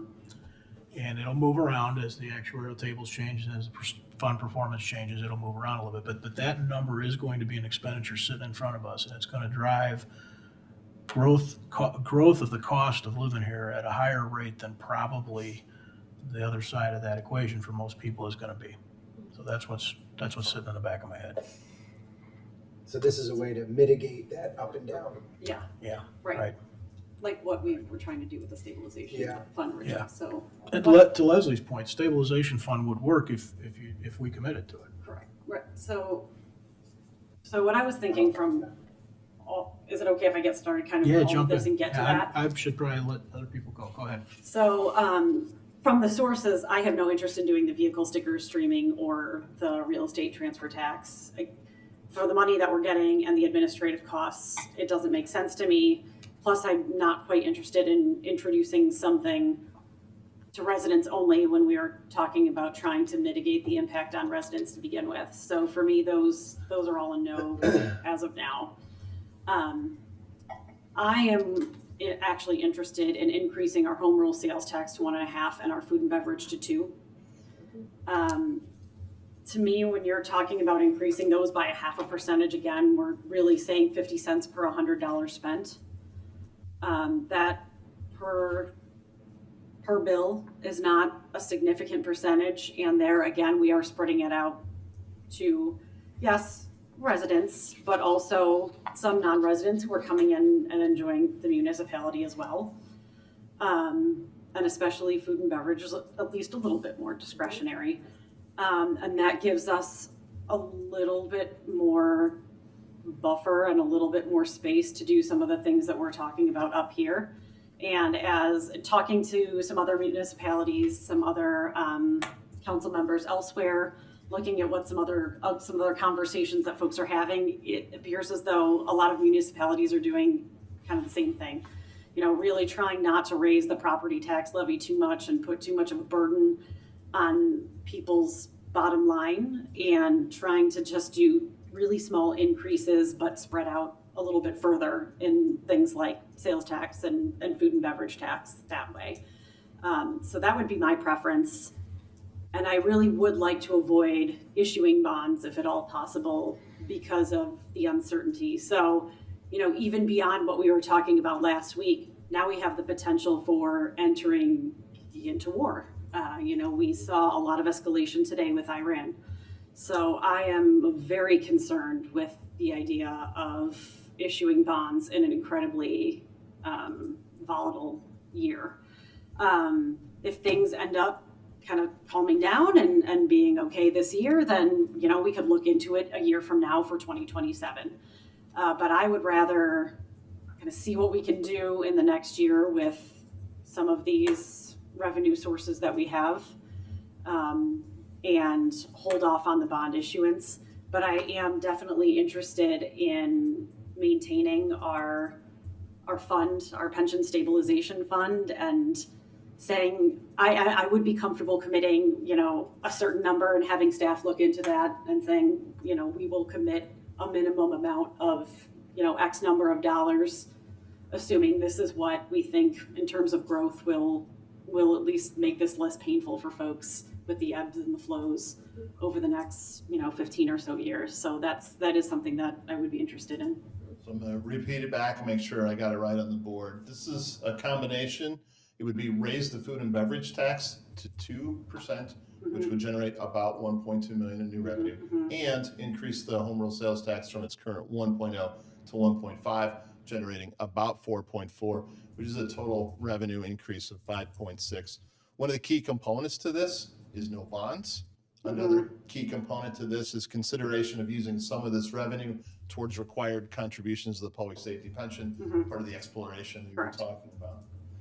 That would also protect against poor economic performance. When you raise these rates and other bad things happen, that gives us more room with this larger number. And I think last week you talked about concerns about Medicaid and GEMT, so that would provide a buffer to those potential outcomes as well. Thank you, Commissioner. Yeah, Leslie, too, every time you talk about, you know, picking up some revenue from others or other outside the village, that's a super important thing. I mean, Leslie's made that point a couple of times, and we talk about it with EDC. We kind of hint around it a lot, but it is right now, we, at least as it relates to our pension service, we're not really leveraging what we spend a lot of time trying to encourage and promote. Because that's entirely, right now, it's sort of entirely burdened on the property taxes. So that would help that. Tammy, go ahead. I agree with everything that Leslie said as well, and I just had one question / comment. I know that we keep saying that when it comes to the home rule sales tax, that depends on retail activity. Is it fair to say that we're worried about that a little too much, that fluctuations in our local retail activity shouldn't be something that worrisome, that it would affect the figures that are projected that much? Because I feel that the retail activity is something that even was coming in during COVID and will continue to come in. And I know we talked about cars as a potential problem too, but a car is a necessity, not necessarily a luxury. So is it fair to not be too worried about the dependency on activity? Yes, I think that's a fair assessment of sort of our sort of history of doing long-range plan. We talked about uncertainty and then equal being very conservative. I think the only time that we weren't conservative enough, frankly, was on the outset of the Great Recession. That's the only time I think we were not conservative enough. So I think that's a fair potential criticism of how we approach this. The one thing that we have done really well is when we recognize that some of our key revenues are cyclical based on economic activity, we carry strong fund balances in multiple funds to give us room, use of reserves, use of fund balance. So as those things go up and down, we're still in a strong economic condition, which I think when Commissioner Sadowski-Fugit speaks to this number, gives us a lot of opportunity to build that protection in should those things go up or down. But know that I think particularly COVID, we did a lot of like scenario planning. It was the right thing to do. Unfortunately, those things did not come to fruition. Anyone else? Chris, go Okay, ahead. Mark. After you, Chris. Okay, thank you. Okay, so I appreciate that thinking, Mayor. I think that is an interesting approach. I had followed along with Wheaton and what they did, and they market time that well. I think I would want to, so if the question is, should we have more analysis, I would support that to understand what that might look like in terms of cost of money and all that goes into borrowing. But I think it's an option that I would want more information on. As it pertains to the remainder of the items, I think I could support the 1 to 1.5. I think that puts us pretty much square middle, maybe top middle of our neighbors. And I feel like given the fact that we have only raised it once in the last 12 years, 15 years, it's been a while. I think makes sense. Food and beverage, I hadn't looked at as closely, but I think I could get behind that. We did raise that, I think, in 21. So I just have to understand, so I have to understand what that would mean. I am not as opposed to looking at some of these other sources. I think I wanted to maybe learn a little bit more. So I understand the vehicle stickers is a high admin piece. So I don't know, I think there's some technology in some of the communities that are doing that. I think many of the communities around us do this. That has made that easier to administer. So, but obviously I don't know the full extent of that. And then the streaming services was an interesting one to me. You may have seen the council question that I posed in terms of our cable franchise fees, right? Those are fees that we get from cable providers. If you look at the trend, the cord cutters have arrived. We are receiving, I would say, a significant amount less in fees that we would get from Comcast and AT&T subscribers, because folks have moved to the streaming service, myself included.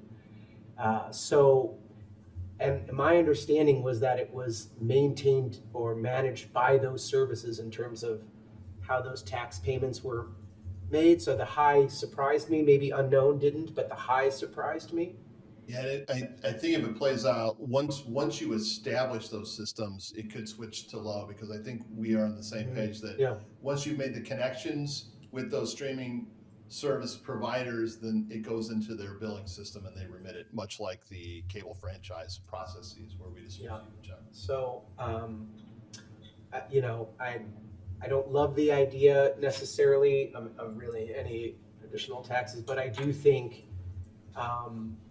that is an interesting one that we should consider, given the shift away from, you know, it was $900,000, almost $900,000 a year that we were making off that, and it seems to be going down.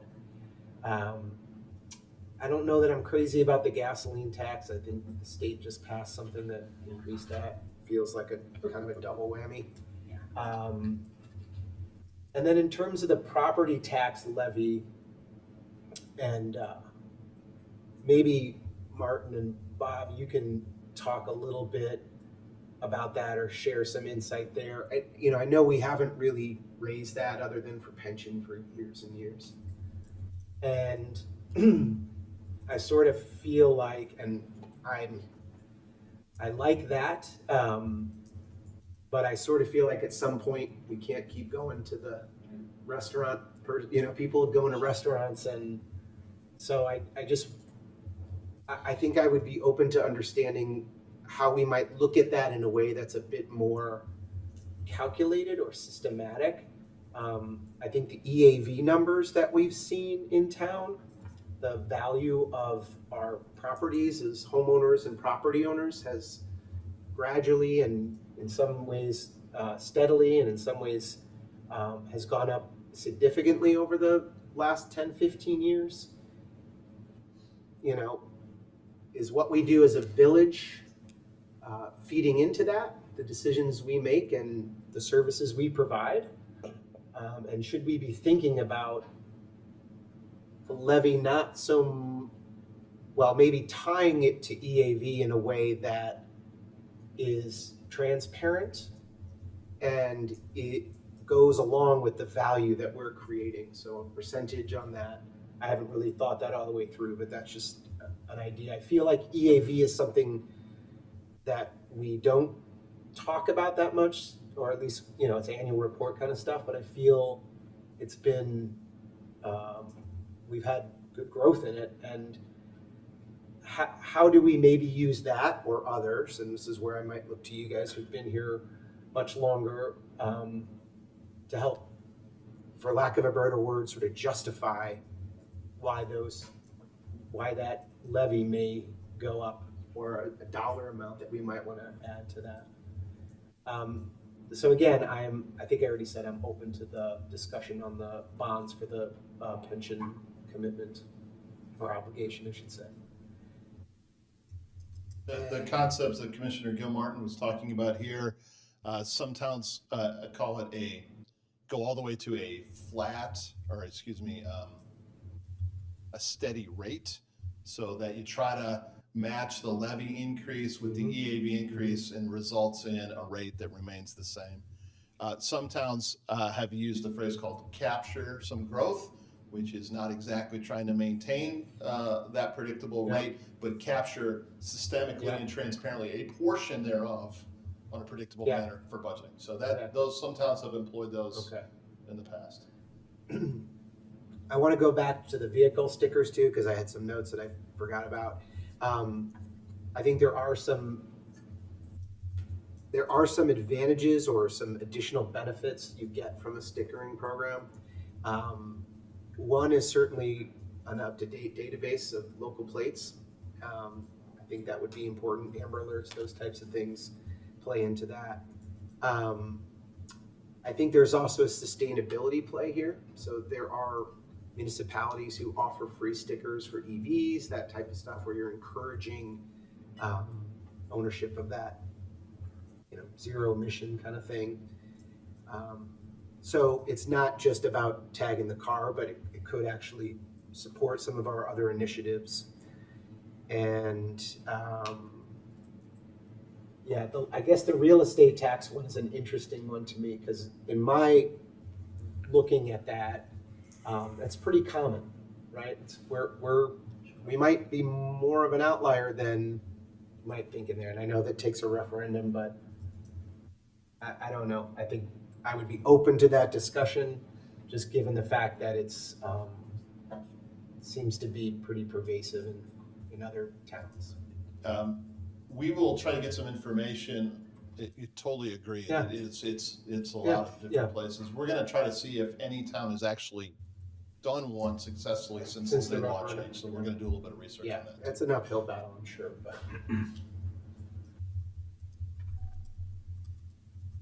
I think that's all that we're in now. Mark, you want to Sure. jump in? In no particular order, in the philosophy, and I'm not saying it's right or wrong, the philosophy has been for some time, and it's similar to what Commissioner Sadowski-Fugit said, is that we can minimize the extent possible taxes that impact people simply for living in their homes, or getting to work, or things like that, but trying to make it more consumption-driven taxes where you don't have to go out to a restaurant, you don't have to buy a big screen TV, you don't have to stream this. I mean, there's things that you can do to control it. That's just been a philosophy that we've tried to follow to a large degree to make Downers Grove a more desirable place to live. Obviously, other communities do different things. So again, it's not right, it's not wrong. That's just been the philosophy, and it's been pretty successful. But we have obviously changing times. So personally, and I'll come back to property tax in a minute. I would prefer to stick to only increasing property taxes to address our pension issues, because we don't have any choice. That's not something we can dictate. We're told by the state they make these very large contributions, and there is a tie to things like police and fire that it seems to be very appropriate connection to property taxes. Real estate transfer tax, I've never been a fan of generally. Obviously, the referendum issue would solve that one way or the other. We'll find out what the answer is. I mean, if the residents want that, then they can vote for it. If they don't, then we don't have it, but it's not something we can implement ourselves. So in some respects, it's outside of our control, and it wouldn't happen this year anyway. If it were to be pursued, I think it would be super important to identify specific capital projects or some projects from guiding DG that would support, because otherwise I think if we just say, yeah, we need some more money, let's go out to referendum, that's not going to work. But now we have all kinds of wonderful projects that we've identified in guiding DG and otherwise, so that might be something down the road. Vehicle sticker, to me, I know we may be an outlier on it, but it's something that, again, just historically the community has not been that receptive of. Community changes all the time. I also feel it's a little bit of another kick in the shin of people in cars, so I'm a little bit reluctant to do that. Gasoline tax, it's not going to generate the kind of revenue we need, and it's so price sensitive. People will drive next town, and you're not going to get the money. I mean, it just does. It's classic example where the higher you raise that, the less money you actually bring in. That's just been the experience. You intrigued me with the streaming. I hadn't thought of it that way. That was not on my list to consider, but I actually would be open to some more information about that, because if it is, I don't want to say truly, but if it is sort of, well, this is going away, so we're going to even it out over here, I'd be open to exploring that. I just need more information. I hadn't thought about it that way before. I appreciate you doing that. I do think it's very smart that we expanded this conversation before we refocused it. Every now and then we have to do that and think about what else there is and why or why not we've been pursuing it. But subject to some more information, things like that, where I'm at right now is what I'm calling option one was the original staff recommendation of a quarter percent increase in the home rule sales tax and issuing bonds. So we generate about $15,250,000 for capital and guiding DG projects. I want to pause there because everything we're talking about is less capital in guiding DG projects. No matter how you look at it, anything other than what staff's recommending, you take the borrowing out, the projects don't happen. We're down to maybe $3 or $2 million for guiding DG and capital projects. That's just a given. Then we're really talking about where does the $3 million come from, and what do we do with it? And just to digress for a question, I'll reiterate, Mayor, that the idea of taking some portion of that, which means even fewer guiding DG and capital projects, but looking at trying to mitigate long-term impact to property tax increases for pension support, that's an intriguing idea. Again, I think there's more analysis required. While I agree, I don't think Springfield is going to make our lives any easier at any point in time. Part of me is just scared to death because if we lock into something long-term, they're going to pass some legislation in 5 years and we're going to say we're stuck with this. So part of me is that flexibility, but I'm intrigued with the idea and would like to know more about it. But again, that's a what do we do with the money? Let's go back to what money we're bringing in. I, like my colleagues, would support 50%, not 50%, but a 50-cent increase on the home real sales tax, so going from 1 to 1.5. That gets us to that $3 million I was just talking about a moment ago. And whether we explore something like pension obligation bonds or whatnot, as I said a moment ago, that's more of a what do we do with it? Because you could do that. You could also do more capital projects. You could do more guiding DG projects. That's a where do you want to put your money? I'm generally not in favor of increasing the food and beverage tax, but I would consider increasing it by a quarter, not 50 cents. If that would be, for example, generating some additional funds for like the pension smoothing option or pension obligation bonds or whatever we're going to call them.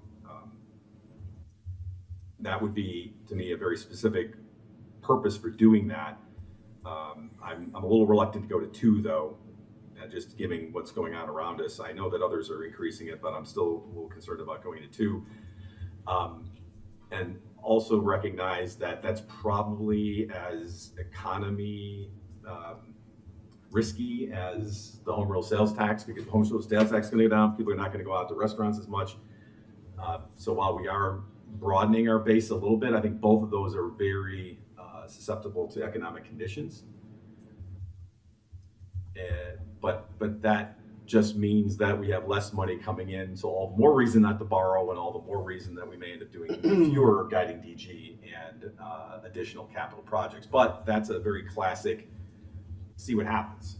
If things change in 2 years and the money's coming in, great. If the money's coming in 2 years and things look more stable, or some of the concerns we're worried about right now don't manifest themselves, then we can go out for bonds. We're not restricted from going out for bonds later if and when we feel comfortable doing that. But I agree right now, I think we got to sit tight on taking on additional debt. We have a responsible amount of debt. I'd like to keep it that way. And I also, again, going back to the flexibility, don't want to be committed to a payment stream that we may regret later. Let's see how things go, and we can always issue bonds later for, again, guiding DG or capital projects. I do understand, though, that in other times, getting a very advantageous bond offering to have that pool of cash that you then can apply to your projects makes a lot of sense if you're willing to commit to that payment stream, which sounds like we're not necessarily crazy about right now.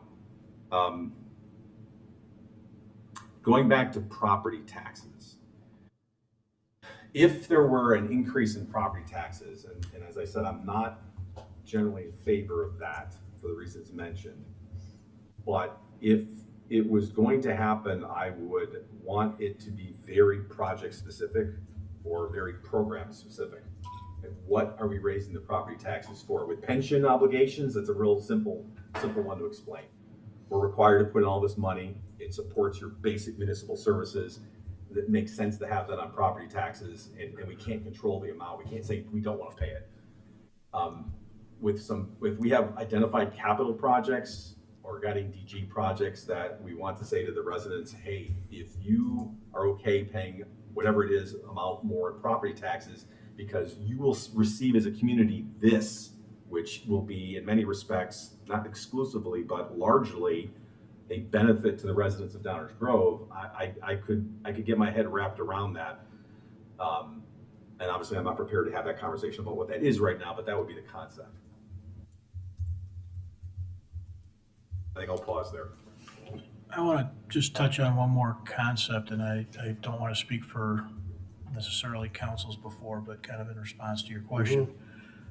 If you tax property taxes, Martin made the point that the pension component is sort of this direct tie to the services we provide. If you tax a rate, which some communities do, which allows you to capture EAV growth, there's an obvious benefit financially to the village's revenue side. But you're kind of taxing unrealized gains at that point. People are in those homes. You know, if I keep starting from this point of I'm trying to find a way. I think Leslie was, suggesting a similar thing of minimizing the burden on people to stay. And so whether that's vehicle stickers or stormwater utilities, there's always a burden. But if you start taxing a rate, then the people's value of their home goes up and their rate to us goes up, or the dollars they spend for us go up, and they haven't realized that. They may be someday going to realize it. But that's always been, you're asking my philosophy and history. That's, we've been trying to find a way to make sure that people can stay. And that's it. It's just that simple. There's at least two other ways to do property taxes. Both of them would generate more revenue for the village. But that's been kind of my thinking on it. Yeah, I think more clarity. I appreciate that. I think for me though, county does that, right? I mean, our property taxes to the county are based on the value of our home and is reassessed and correct. Not really. What they're using the value of the home just to determine how much your share of that tax is going to be. So that's the way we're doing it. But as the value of my home goes up, the unrealized gain there. Doesn't get taxed by us right now. Right, by us, but by others it does. That's all. I do think it's a worthy conversation to have at times, but we're kind of at a point in time, I think, where the values of our homes and things like that, our costs are going up at a much higher rate than what people are earning. And so I would prefer to wait until a time where those two things, they're never going to be well matched up, but I think I would prefer to have that conversation in a year where they're not quite so disparate, I guess. These last couple of years, I think, have been extra difficult on people. And so I agree with what you're saying. Yeah. I think there is a time and a place to have that conversation. I think that we are a good value, and I think there is value in having the conversation of saying we can't just continue to keep things flat, because realistically, if we want to continue to provide services, they are going to continue to increase in cost. Yeah. But given kind of this conversation and where we are and kind of some of the numbers that we're talking about here and the way that we can continue to still do projects and the uncertainty we have, I'm not comfortable having that conversation this year. Yeah, I appreciate that. Oh, sorry. Oh, go ahead. I was going to jump off of property taxes. Go ahead, if you want to continue. Yeah, I think for me, I agree with everything you're saying. I think there is has been some difficult time, especially meeting inflation costs and things like that. I think for me, this is really the first time in the 4.5 years I've been up here that we've had a meaningful conversation, candidly, about, things were very good in terms of COVID, and we ended up in the plus. And now I think we're facing some flattening and some downturn.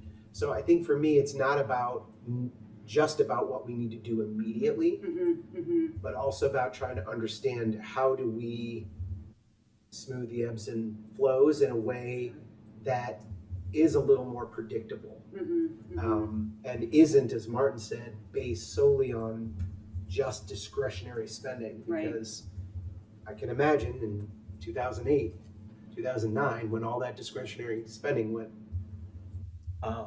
there was challenges. Yes. So it gets back to what I was trying to say last week, or what I was saying last week, just about how do we disperse it where regardless of what happens, the village and our residents are in a spot where things we're transparent, Yeah. what is expected. Costs are absolutely going up. We just looked at that with the well Right. improvement, Yeah, right? It was yeah. 20% just Exactly. between the time, so we don't have to do it now. Right. But I feel like to me, rather than the reactionary, if Yeah. we can figure out a way to bake it into a system, Mm-hmm. it just feels a little bit more doable. Yeah, and I wonder if we are able to kind of come up with something with some of this pension stabilization, if that might make Yeah. it a little bit easier for us to kind of have those conversations, to where if we kind of can have a little bit more of an expected contribution each year, it'll make it a little bit easier for us to have some of that predictability, to where we can say, okay, now, we can prepare for sure in that way. That 750 number, I only played with it on the back of a napkin for 6 years or so. Well, what it did was it basically drove the required increase for pensions to zero. You've been drawing on a napkin for 6 years. It's a big nap. Yeah, this is how It's we, like one of this those is how we jumbo struggle, this rolls is of how, toilet another paper. example of how we struggle, right? But that's what it effectively did, was Yeah. it brought that pension contribution increase, so today's current contribution, to zero in future years.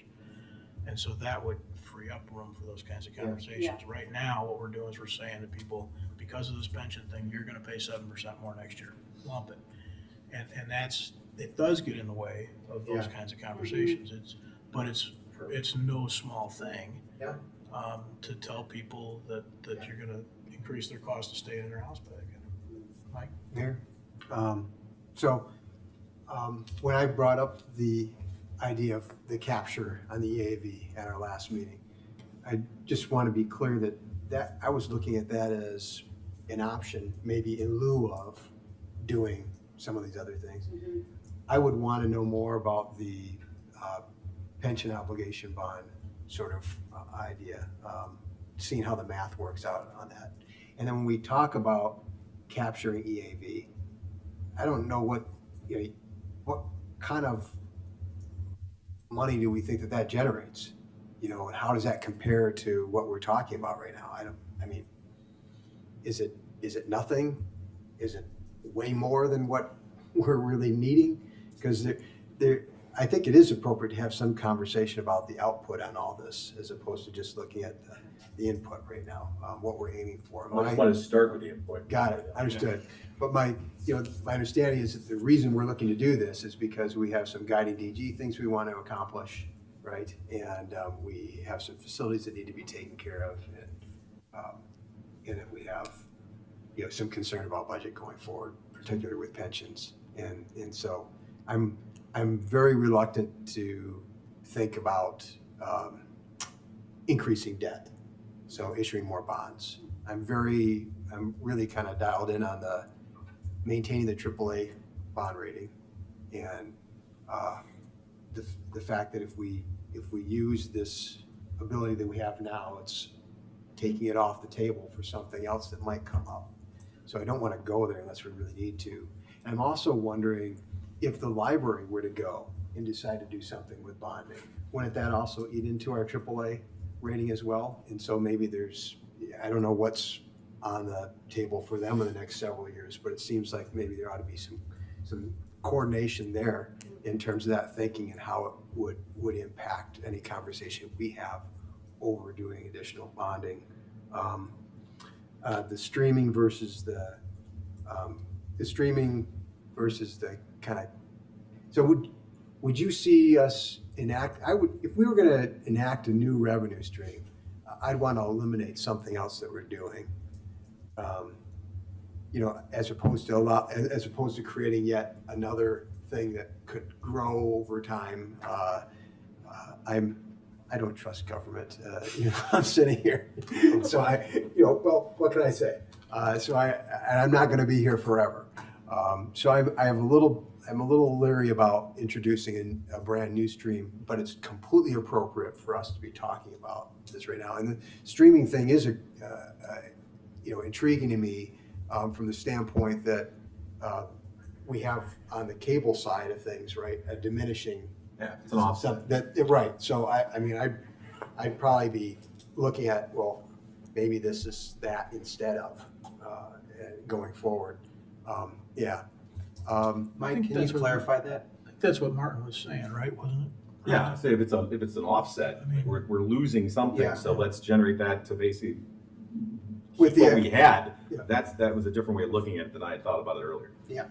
Yes. Like So you said, instead of. instead of, in lieu of doing and so eliminating the one, doing this inside instead, knowing that this is where the growth is and the other is diminishing and going away. I'm not sure that meets the objective of what we would be trying to do with the streaming one. Yeah, I think Because- the idea is if you're not paying the streaming right now, if you are paying the streaming rate, if you are paying Comcast, Yep. let's just do it Yeah. that. If you're making a Comcast payment right now, you wouldn't end up paying also a streaming tax, right? So the question, okay, so if that's the case, then how do we create something equitable, right? So what would have been, if everybody was still doing the cable, how does the streaming kind of make up for that, what we would have been getting otherwise? So I'm just hitting the pause button on that, so. Just to add a perspective, 5% on the bill is the same rate as the current cable franchise, 5% Okay. goes on your cable bill. So Okay. it's- Seems to be different, like I had some concern too on the streaming side, like the difficulty in trying to figure out who's streaming which service and how we know we're actually collecting, right? That's where Commissioner Gilmore was going. There might be some unknown, but if we figure out the unknowns, perhaps this isn't as high as we had described, maybe, Got it. Yeah, but we wouldn't really be doing that. I mean, realistically, it'd be just like, we don't know who has Comcast necessarily. Comcast charges the tax and sends it to us. And we don't know if you've got Comcast or not. Okay. But if you do, you're paying us a tax. We might audit them once in a while just to make sure things jive, but we don't. Yeah. Does that make sense, Mike? Yes. I don't know, I mean, I hear staff saying unknowns, and then I have my colleagues saying, hey, it's really not that much unknown. So I think it's both, right? So a couple things is in the previous generation of revenue sources, they actually had a franchise agreement with us, and we required them to serve the entirety of the community, as that's something we could do back in that era. And so we had a pretty good handle on how many people had Comcast, so we see the ability. So there's a little bit of both. Really what we'd be interested in understanding is there an appetite to turn your staff loose to go find those things out? Is it on the table? Okay. Well, so of those three, I'm probably most interested in the streaming, I guess. I agree about the kicking the shin on the vehicle stickers. The gas tax, let me just say, I'm wondering, so it's 1.5 cents per gallon. The reason I brought this up last week is because what was in our packet was a $0.015 dollar. It was like a fraction of a cent sort of thing, because the way it was stated, as opposed to but in terms of how gasoline pricing actually works, right? I wonder if we're leaving something on the table there. I know it's not much, but if we're charging 1.5 cents per gallon, and I'm selling gas for $3.99 a gallon, right? How am I gonna, if I'm selling the gas, I'm gonna, and you're charging me 1.5 cents, I'm probably gonna go ahead and bump it to make sure I'm getting my 1.5, because I'm not gonna do anything other than $3.99 a gallon, right? And it's always gonna be to that cent. So by going to a partial cent, are we leaving something there? Are the retailers actually going ahead and charging more to make sure they're capturing? Is that how it works, or am I not think some of really? the other state taxes are also in fractions of cents, and so I think sometimes even the rates are actually 3.992 if you really look. Okay. So I'm not a gasoline retailer, but Oh, they I are. think that's the thing. All right, well, it's it's not really a meaningful thing to be looking at, I don't think, but it's still, I'm just wanting to understand, so making sure we're not leaving anything on the table. You were gonna say something, Mayor? On the gas tax. Yes. Yeah, so I'm glad you brought that up again. So this is maybe a question for Brian or something. If it's $65,000 to go from $1.5 cents to 2 cents, is it correct then that it's like $190,000 right now? We'll check I mean, we'll check kinda with work- Robin and the finance team. Working backwards. So my question is, and I don't want to diminish $190,000, but gas seems to be something that people, for whatever reason, they are into, right? They get their Speedway card and they get their, Delta Sonic car wash thing and they get a couple of cents off and they use their gas buddy thing for whatever reason, right? It's a thing. So would we see a value, could we try and estimate a value in F&B tax and retail tax for making that thing zero? Yeah. I mean, it's 190 is not a big number if I'm doing the math right on that. And I just wonder if it really is treated that way in the broader market, might we find some benefit in not having a gas tax? Tell the whole world we don't have one, Yeah, put me down for that discussion.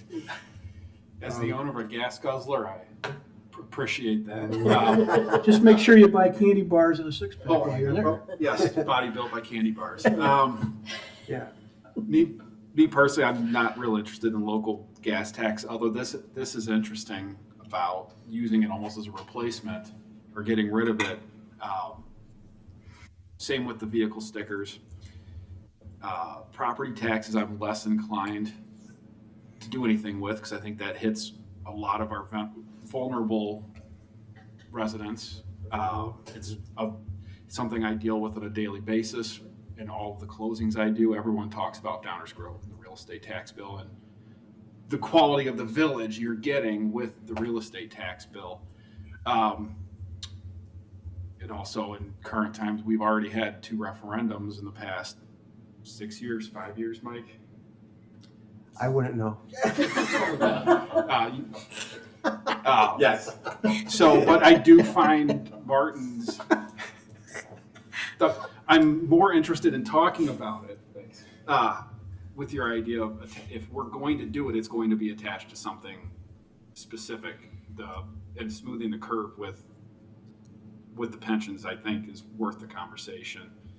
I think the home real sales tax, it's going to spread it out as far as we can outside of the borders of Downers Grove. I'm definitely inclined. I think that's the most appealing. I didn't think about streaming the way Chris did, and now I'm really interested in how we would do it and look at what, I think it's only in 2, Chicago and 1 other. Evanston. I would just be curious, just bare bones, how are they enforcing it? Are we talking about hitting every single streaming service so people could be getting hit with, let's say you have 5 streaming services, are you getting hit with 5 separate? And how hard would that be to actually enforce? I have no idea. Or is it going to the service providers if it's the internet service? Is that easier to tag onto? Because what we're trying to do is capture what we're losing in cable to the streaming. I don't know, but I'm way more curious now than I was 2 hours ago about that. And then transfer taxes, the interesting theory on that is, my thought process is we need to raise more money to cover this pension debt. We have to. Home real sales tax spreads it out, but real estate transfer taxes are hitting people as they're leaving us. So the referendum, I have no clue what the hit is, what that would take, but like what Martin said, and Bob, you said too, is we could find out what the taxpayers think about that one too, without us having to make the decision. So, but yeah, home real sales tax, I think is definitely the easiest one to push to raise that money. Yeah, and then with the first and the second, I think half of 50 cents makes sense. I'm agreeing here with the volatility with bonds. I'm not I'm concerned about taking out bonds in this current time. I'd also be concerned about going too far with combining the home rule sales tax and the food and beverage, because it's just doing some basic math.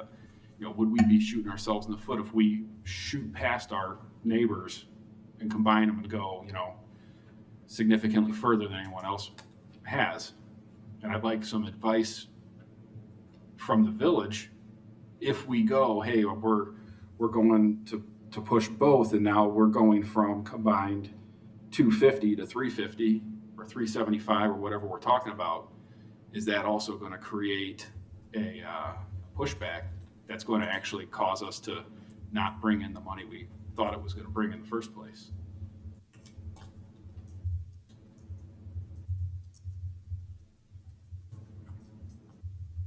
I'm all done. You good? I'm good. Chris? Yeah, I just had a question. I don't know if you can quickly go through all of these. But are any increases, I think the new ones, well, maybe you can answer this for the new ones, but are any increases tied to January 1st? Are they all tied to January 1st? Or like how quickly, I guess, could we implement each of these? Yes. The home rule sales tax, because it's administered by the state, I think has 2 windows for filing. Maybe you could. It would be a January 1st implementation. Okay. We would have to file the ordinance with the state by October 1st. The other ones, especially the ones that are locally administered, is just up to us, and we have to pick a logical time to work with the payers. The property taxes, we know, is part of the annual budget. So I think, Commissioner Gilmore, I think it's only the. Okay. Like following up with Chris though, how soon could a referendum be presented to the public? What's the earliest that could happen if it were to happen?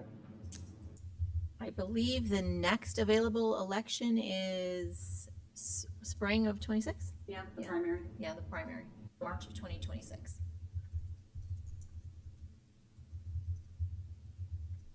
So that's just to get the referendum. Right, yeah. Correct. So that would be a 27 budget. If everything fell into place, answers were yes, blah, blah, blah, blah, blah, that would affect the next LRP iteration. We'd have to start it now. And I guess the other thing I would just say is all of these assumptions on revenue generated are based on basically flat forecasting. Correct. And so I think that's another reason why I'm just a little more interested in a mid to longer term thought around this. Because I just candidly am more concerned about it not being flat. Yeah. Yeah. Mayor? Tammy, did you have anything? I don't want to leave you out of the conversation down there. Oh, no, I've been talking. Spoke at the beginning. Yeah, Mike? Yeah, so I'm in the number 2 camp right now, just FYI, as I was in my advocacy for that sort of idea last week. I like the idea that it's we're looking at consumption taxes, so there is the choice, and that also kind of And they capture revenue from outside the village. yes, spreads it out. And it also kind of ties us to, economic viability of things. So, we're doing projects maybe more when things are up, and we're doing a little bit less when things are down. And I kind of like that as well. No, sorry, not to interrupt you, but I was agreeing with you. It makes sense because if we're worried about borrowing money to do projects, that suggests we maybe ought to not do so many projects. If we have money, as it turns out, then we can do those things. I think pay as you go is what Dave said. Right. But to me, that same trepidation about borrowing to do projects, this suggests that we have trepidation about doing the project right now. Except for the projects, like the pension obligation that we don't have. Well, that's not a project. Yeah, That's an unfunded mandate. Right, yeah. Well, In my discussion about this before too, is that it just, I like the idea that we've got maximum flexibility with these kind of dollars to do what makes sense in the moment. And if we have a year that we can do more, we do more. I don't have any reluctance about doing these projects. We embarked on the whole Guiding DG project with the idea that we were setting the sails for the next 20 years. And so there's no hurry, to get things done. It seems to me having a little more focus on projects that do help to drive a little more economic growth, that's something I'm going to be most interested in. And I guess another idea I wanted to kind of throw out is that if a big portion of the reason why we're doing this, and I assume it is to fund some of these projects, perhaps there's even some conversation about sunsetting what we're about to do so that it has to be re-upped at a point in the future, and there has to be a conversation by another council at that time whether or not to keep going down this path or to change lanes. Just throwing the idea out. I'm not advocating for the idea. It's just something else to talk about. Things have been sunset before. There was a specific portion of the tax that was dedicated to our former transportation system. But it was very much, this is for this purpose, and so the sunsetting made sense, because then the purpose ended, and therefore the funding went away. So if there's something that is going to be accomplished or to have a terminus date, then it makes sense. But if it's just sort of, well, we're going to have it and then we're going to take it away, we don't want it, then I would almost suggest don't do it in the first place. Yeah. Well, I'm looking at it. What would be the trigger for taking it away? So I'm not saying there's anything New per se wrong comprehensive with. plan? I'm not sure I'm following you on that, but my point is that sunsetting is a thing, but it's usually tied to some goal or objective that once it's accomplished, you can say, okay, well, now let's take this away, unless there's a new goal objective, which you then are forced to have a conversation about in order to keep it going and justify why you're reenacting it or continuing it. Yeah, the anticipation is part of that too. There are things you expect to have an end. Yes. And the stuff, I suppose there's some end in sight to some of these things, but most of the stuff we've been talking about is not like that. With Fairview Reconstruction Fund, and now I'm really pulling stuff out of the closet. Home rule sales tax, I believe, had a sunset clause at one point. The local gasoline tax had a sunset clause that caused another discussion. Some stuff was redistributed. Home rule sales tax obviously was voted on it, retained. So there was something, I think the Fairview was tied to the local gasoline. That's right. Well, I just bring it up because I'm primarily interested in hoping that in the future that there has to be some further discussion about whether or not it should continue, that this isn't something just forever. The only reason I thought we were having this conversation was because there was $15 million in bonds being proposed to do Guiding DG projects. And so, to me, like, whenever we want to say that those are done, right, that's when this would cease to exist anymore. And there'd have to be a discussion again about whether or not they should continue and what for and why. And that's where I'm going with this. I think the 15 million, Dave, jump in if I'm getting it wrong, but I think that was a little bit backed into as a function of the potential revenue increase and what we thought we could Absolutely. service. Yeah. If it wasn't the 15 would like cover what we wanted to do. It was just. It just happened to have a good relationship to the 1.2 million that we have on the table, and it had a decent relationship to the sort of magnitude of the multi-year Guiding DG plans. But that would be another thing that would be a trigger event, is the retirement of the bond. Okay. So it might be a good time for me to look for patterns and just help frame this up. So I've circled the ones that I think there's some council agreement and direction on. I think we're hearing that the home rule sales tax increase from 1 to 1.5, it's got some good support. Also hearing that the traditional approach to bonds, not so much, right? So the idea that we don't want to take out traditional bonds that we've described, that's a concept. Although it looks to me like there's some level of exploration of alternative funding that we could pledge towards future public safety pension obligation payments, whether that be bond or not, but just the idea of looking into that. I circled that. I think we heard some people's majority say that. We also, I think, heard a little bit of, hey, I'm willing to explore a little, learn more about the streaming and this idea that, well, the cable franchise is going down, so replace. And then the other one is at least just some numbers that we could attach to the discussion on property tax rates versus flat levies. So we would go and tell you, well, if we were to capture the EAV growth on 2 of the 3 components, which is capital and operations, just what does that even look like? So that's another thing we circled that we could bring back as well.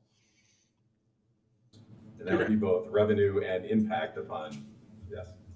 Did everybody weigh in on the food and beverage? I don't think I did. I did. Martin, I heard say some Probably not the increment of maybe forced type. might be interested in an increment of that. Smaller increment. Yeah. I really would prefer not to. If you're trying to kind of get these kinds what's of, still this on the kind of table? direction, I'm that one to me was appealing. I don't know if 2 is the magic number or 1.75 is the magic number, but there probably is some flexibility there still. Yeah, Commissioner Sadowski, Fugate, Mayor Barnett, any others looking to, I'd be willing to talk about it. or anybody else? Commissioner Gilmartin? Okay. So not so much exactly the 2.0, but we can get you some more information. And then Commissioner Rowe talked about the packaging and what our thoughts on the impact on the whole economy. Yep. Okay. I guess I should do my in sum. So no to the vehicle stickers for sure. Lived that way too much in Chicago and hard to enforce. And as people have already mentioned, it'll be a big slam to people that require their vehicles to get to work to earn a living. Too hard of a hit. At this time, I'm leaning against no to the tax on streaming services. I don't hate the real estate transfer stamp idea like Cook County does, but the fact that this wouldn't even be something that was an option for 2 years makes me hesitant. I also support the raising of the home rule sales tax to 1.5%. I support a small increase in the food and beverage tax, and I'm on the same train with everybody's opinion on the bonds. Good summary. I'm fast.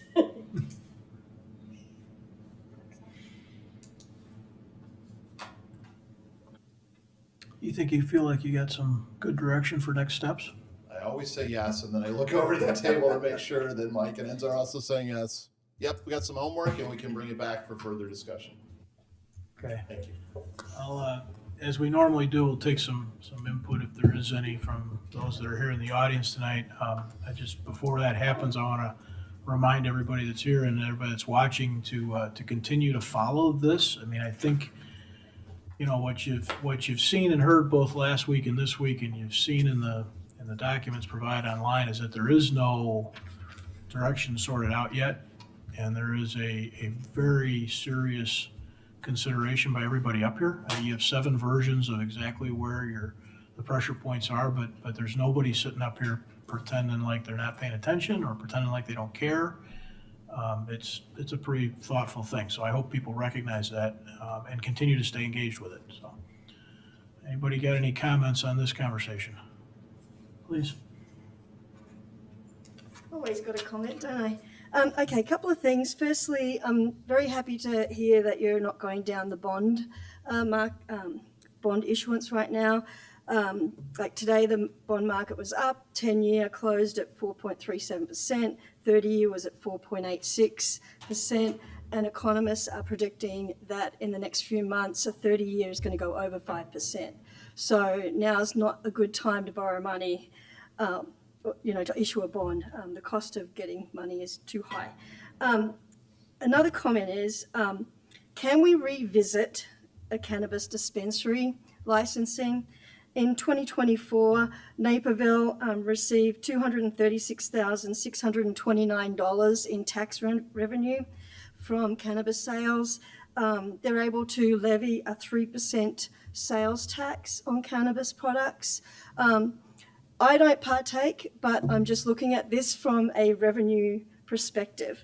Another thing that I am interested in is last week I was talking about trees, and Commissioner Davenport touched upon an idea about charging developers per tree for the removal of trees. Commissioner Sadowski-Fugit worked on a resolution proposition several years ago, and that was voted down. So I know that there's information there that we could build on. To give you an idea, back in 2017 at 419 Wilson, approximately 25 trees were removed from that property in order to build the new home that's there. Within 2 years, we had 3 brand new homes on 3 lots, and every single tree was removed, including our red hawk's nest that was in like a 40-foot pine tree. So and the water issues that we have had coming down on Franklin Street since then has not been fun in our backyard, and we've tried to mitigate water issues. But that could be a way to fund sustainability projects that in our guiding DG plan, builders pay for tree removal, goes into the fund. You can use it to plant more trees, water management projects, things like that. And then the last thing that I wanted to talk about was with regards to the home rule sales tax. Where do we fall compared to surrounding areas? We've got some fantastic restaurants and boutiques and shops and retail services here. We don't want to price ourselves out of the market, as you all have touched on. So I'm just wondering where, if we are still low, then bumping it up to 1.5 is not going to be that difficult. But if we're already right there, do you know what I mean? You don't want to go higher than surrounding communities. And I do agree with Mayor Barnett about the gas. People will drive, to Plainfield if it's going to save them 3 cents. So, Ironically, yes. So thank you very much for listening, and thank you for all this work. It's a mammoth effort. It's well done. Thank you.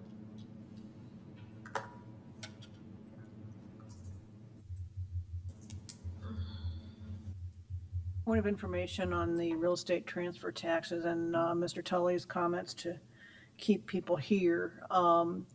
The state and county transfer taxes are imposed generally on the sellers. Local municipal taxes are on the buyers, so you will be charging them as they come in the door.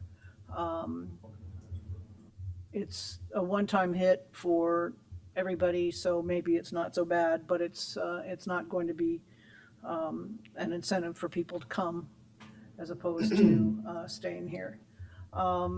As far as the guiding DG projects and linking projects, definite projects to an increase in taxes, there is no one program in that whole package of things that benefits the entire community.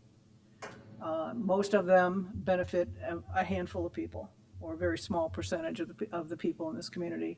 If you bike riders or walkers, outdoor diners, what have you, it is not fair to raise taxes on everybody to benefit a few people who will enjoy those projects or not. If it's going to be anything, the liquor and food and beverage taxes ought to be imposed highly on the diners for the improvements or what I wouldn't call an improvement, but the projects that are going to be happening downtown to benefit the restaurants. The people that are using it ought to pay for it. I do appreciate the considered discussions about the different revenue sources that you have, and I do appreciate the guiding DG resource. It is very helpful and it's very well written, but for that omission of the background data to make it very understandable and complex topics, and so I think you did a very good job about that. It's not a happy time as we're looking at the economic future to be talking about increases in any kind of taxes. So thank you.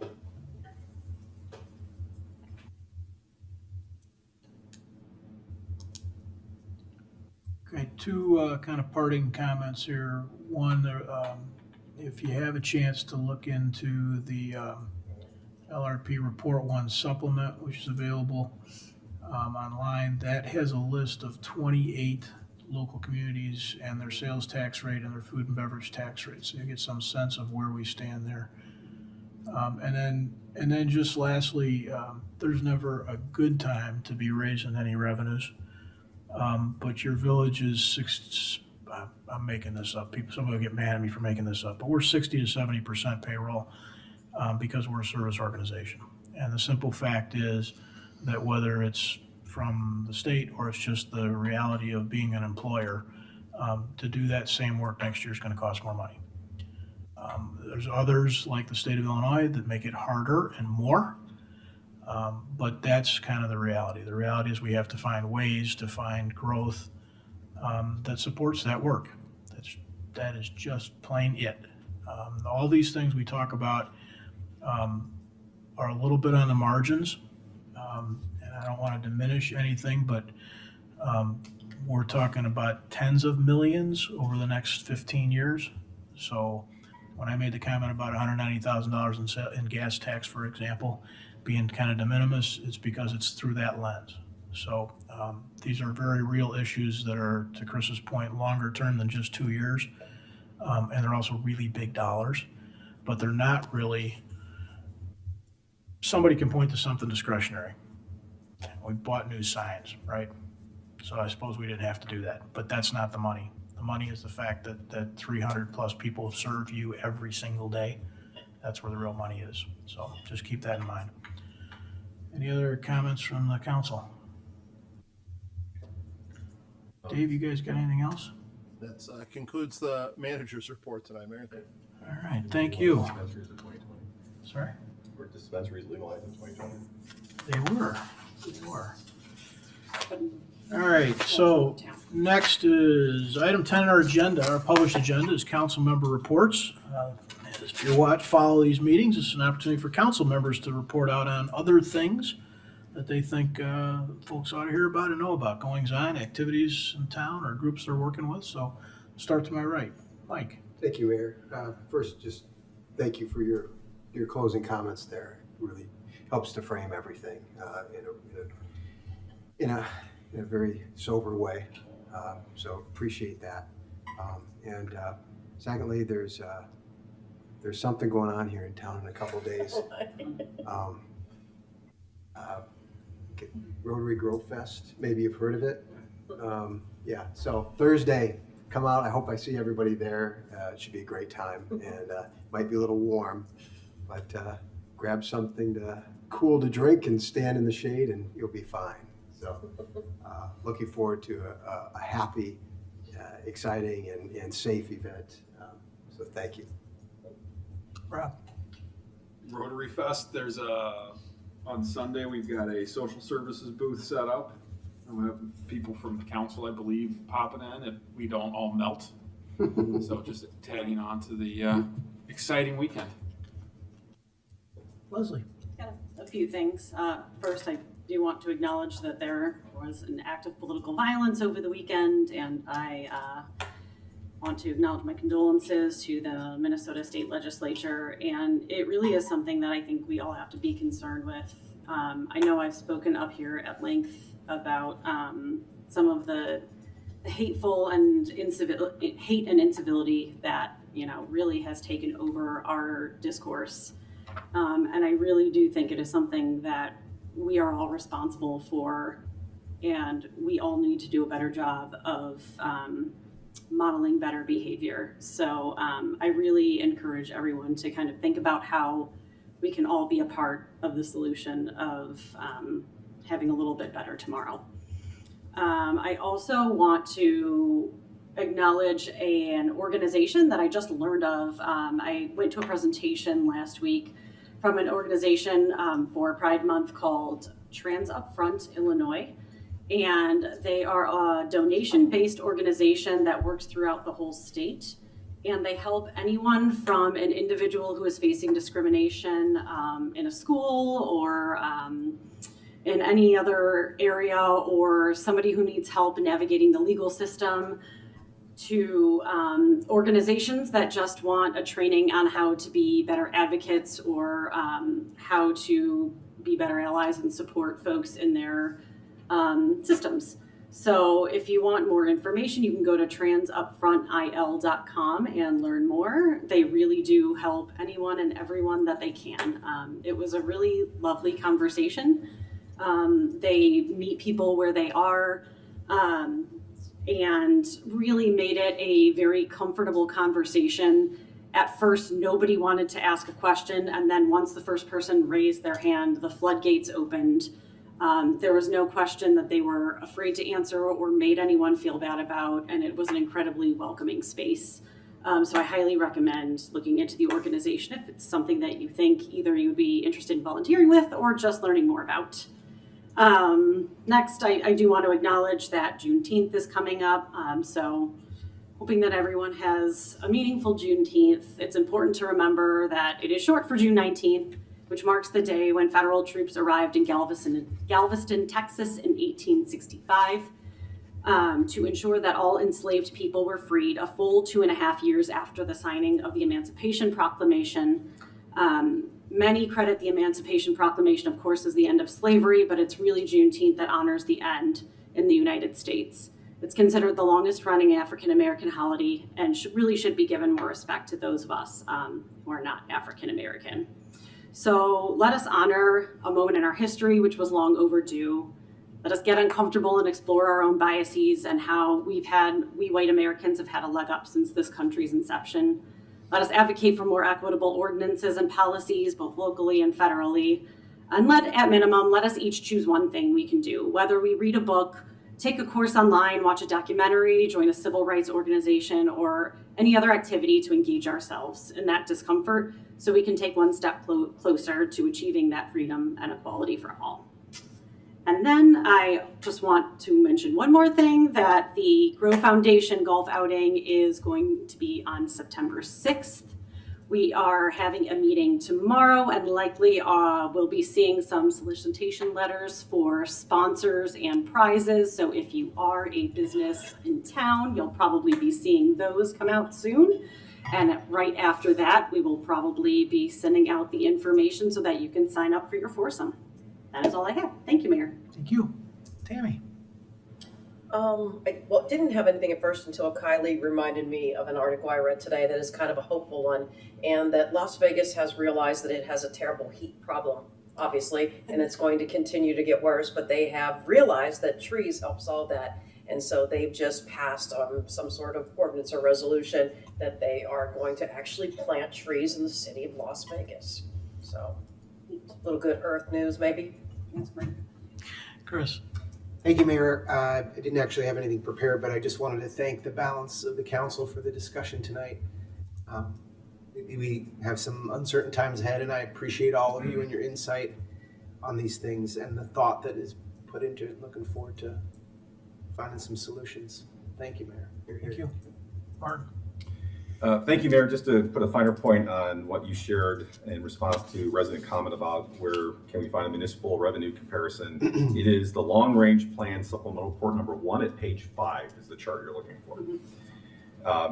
Yes, there are only 2 days left until Rotary Grow Fest. I want to thank the mayor for the proclamation celebrating Rotary Grow Fest's 15-year anniversary. You just caught them all getting the streets ready, so they were able to come over here in a heartbeat and be part of it. That was very much appreciated. I believe the Downers Grove Rotary Club, or the Rotary Club of Downers Grove, excuse me, you should know that from the bylaws. I believe it's the largest service organization in Downers Grove, and maybe not the longest running, but certainly the largest one, and it's been growing in size and numbers. So it's a real tribute to people in Downers Grove, as they do in many ways, not just the Rotary. Come together to help one another and help their communities and do good, and as we say, put service above self. On that vein, the the Rotary Grow Fest still needs volunteers. We are in need of volunteers, especially late Saturday night and Sunday. I know you want to be rocking out in the beer garden, but if you're not, then we do need people to help. And please spread the word that we're looking for volunteers.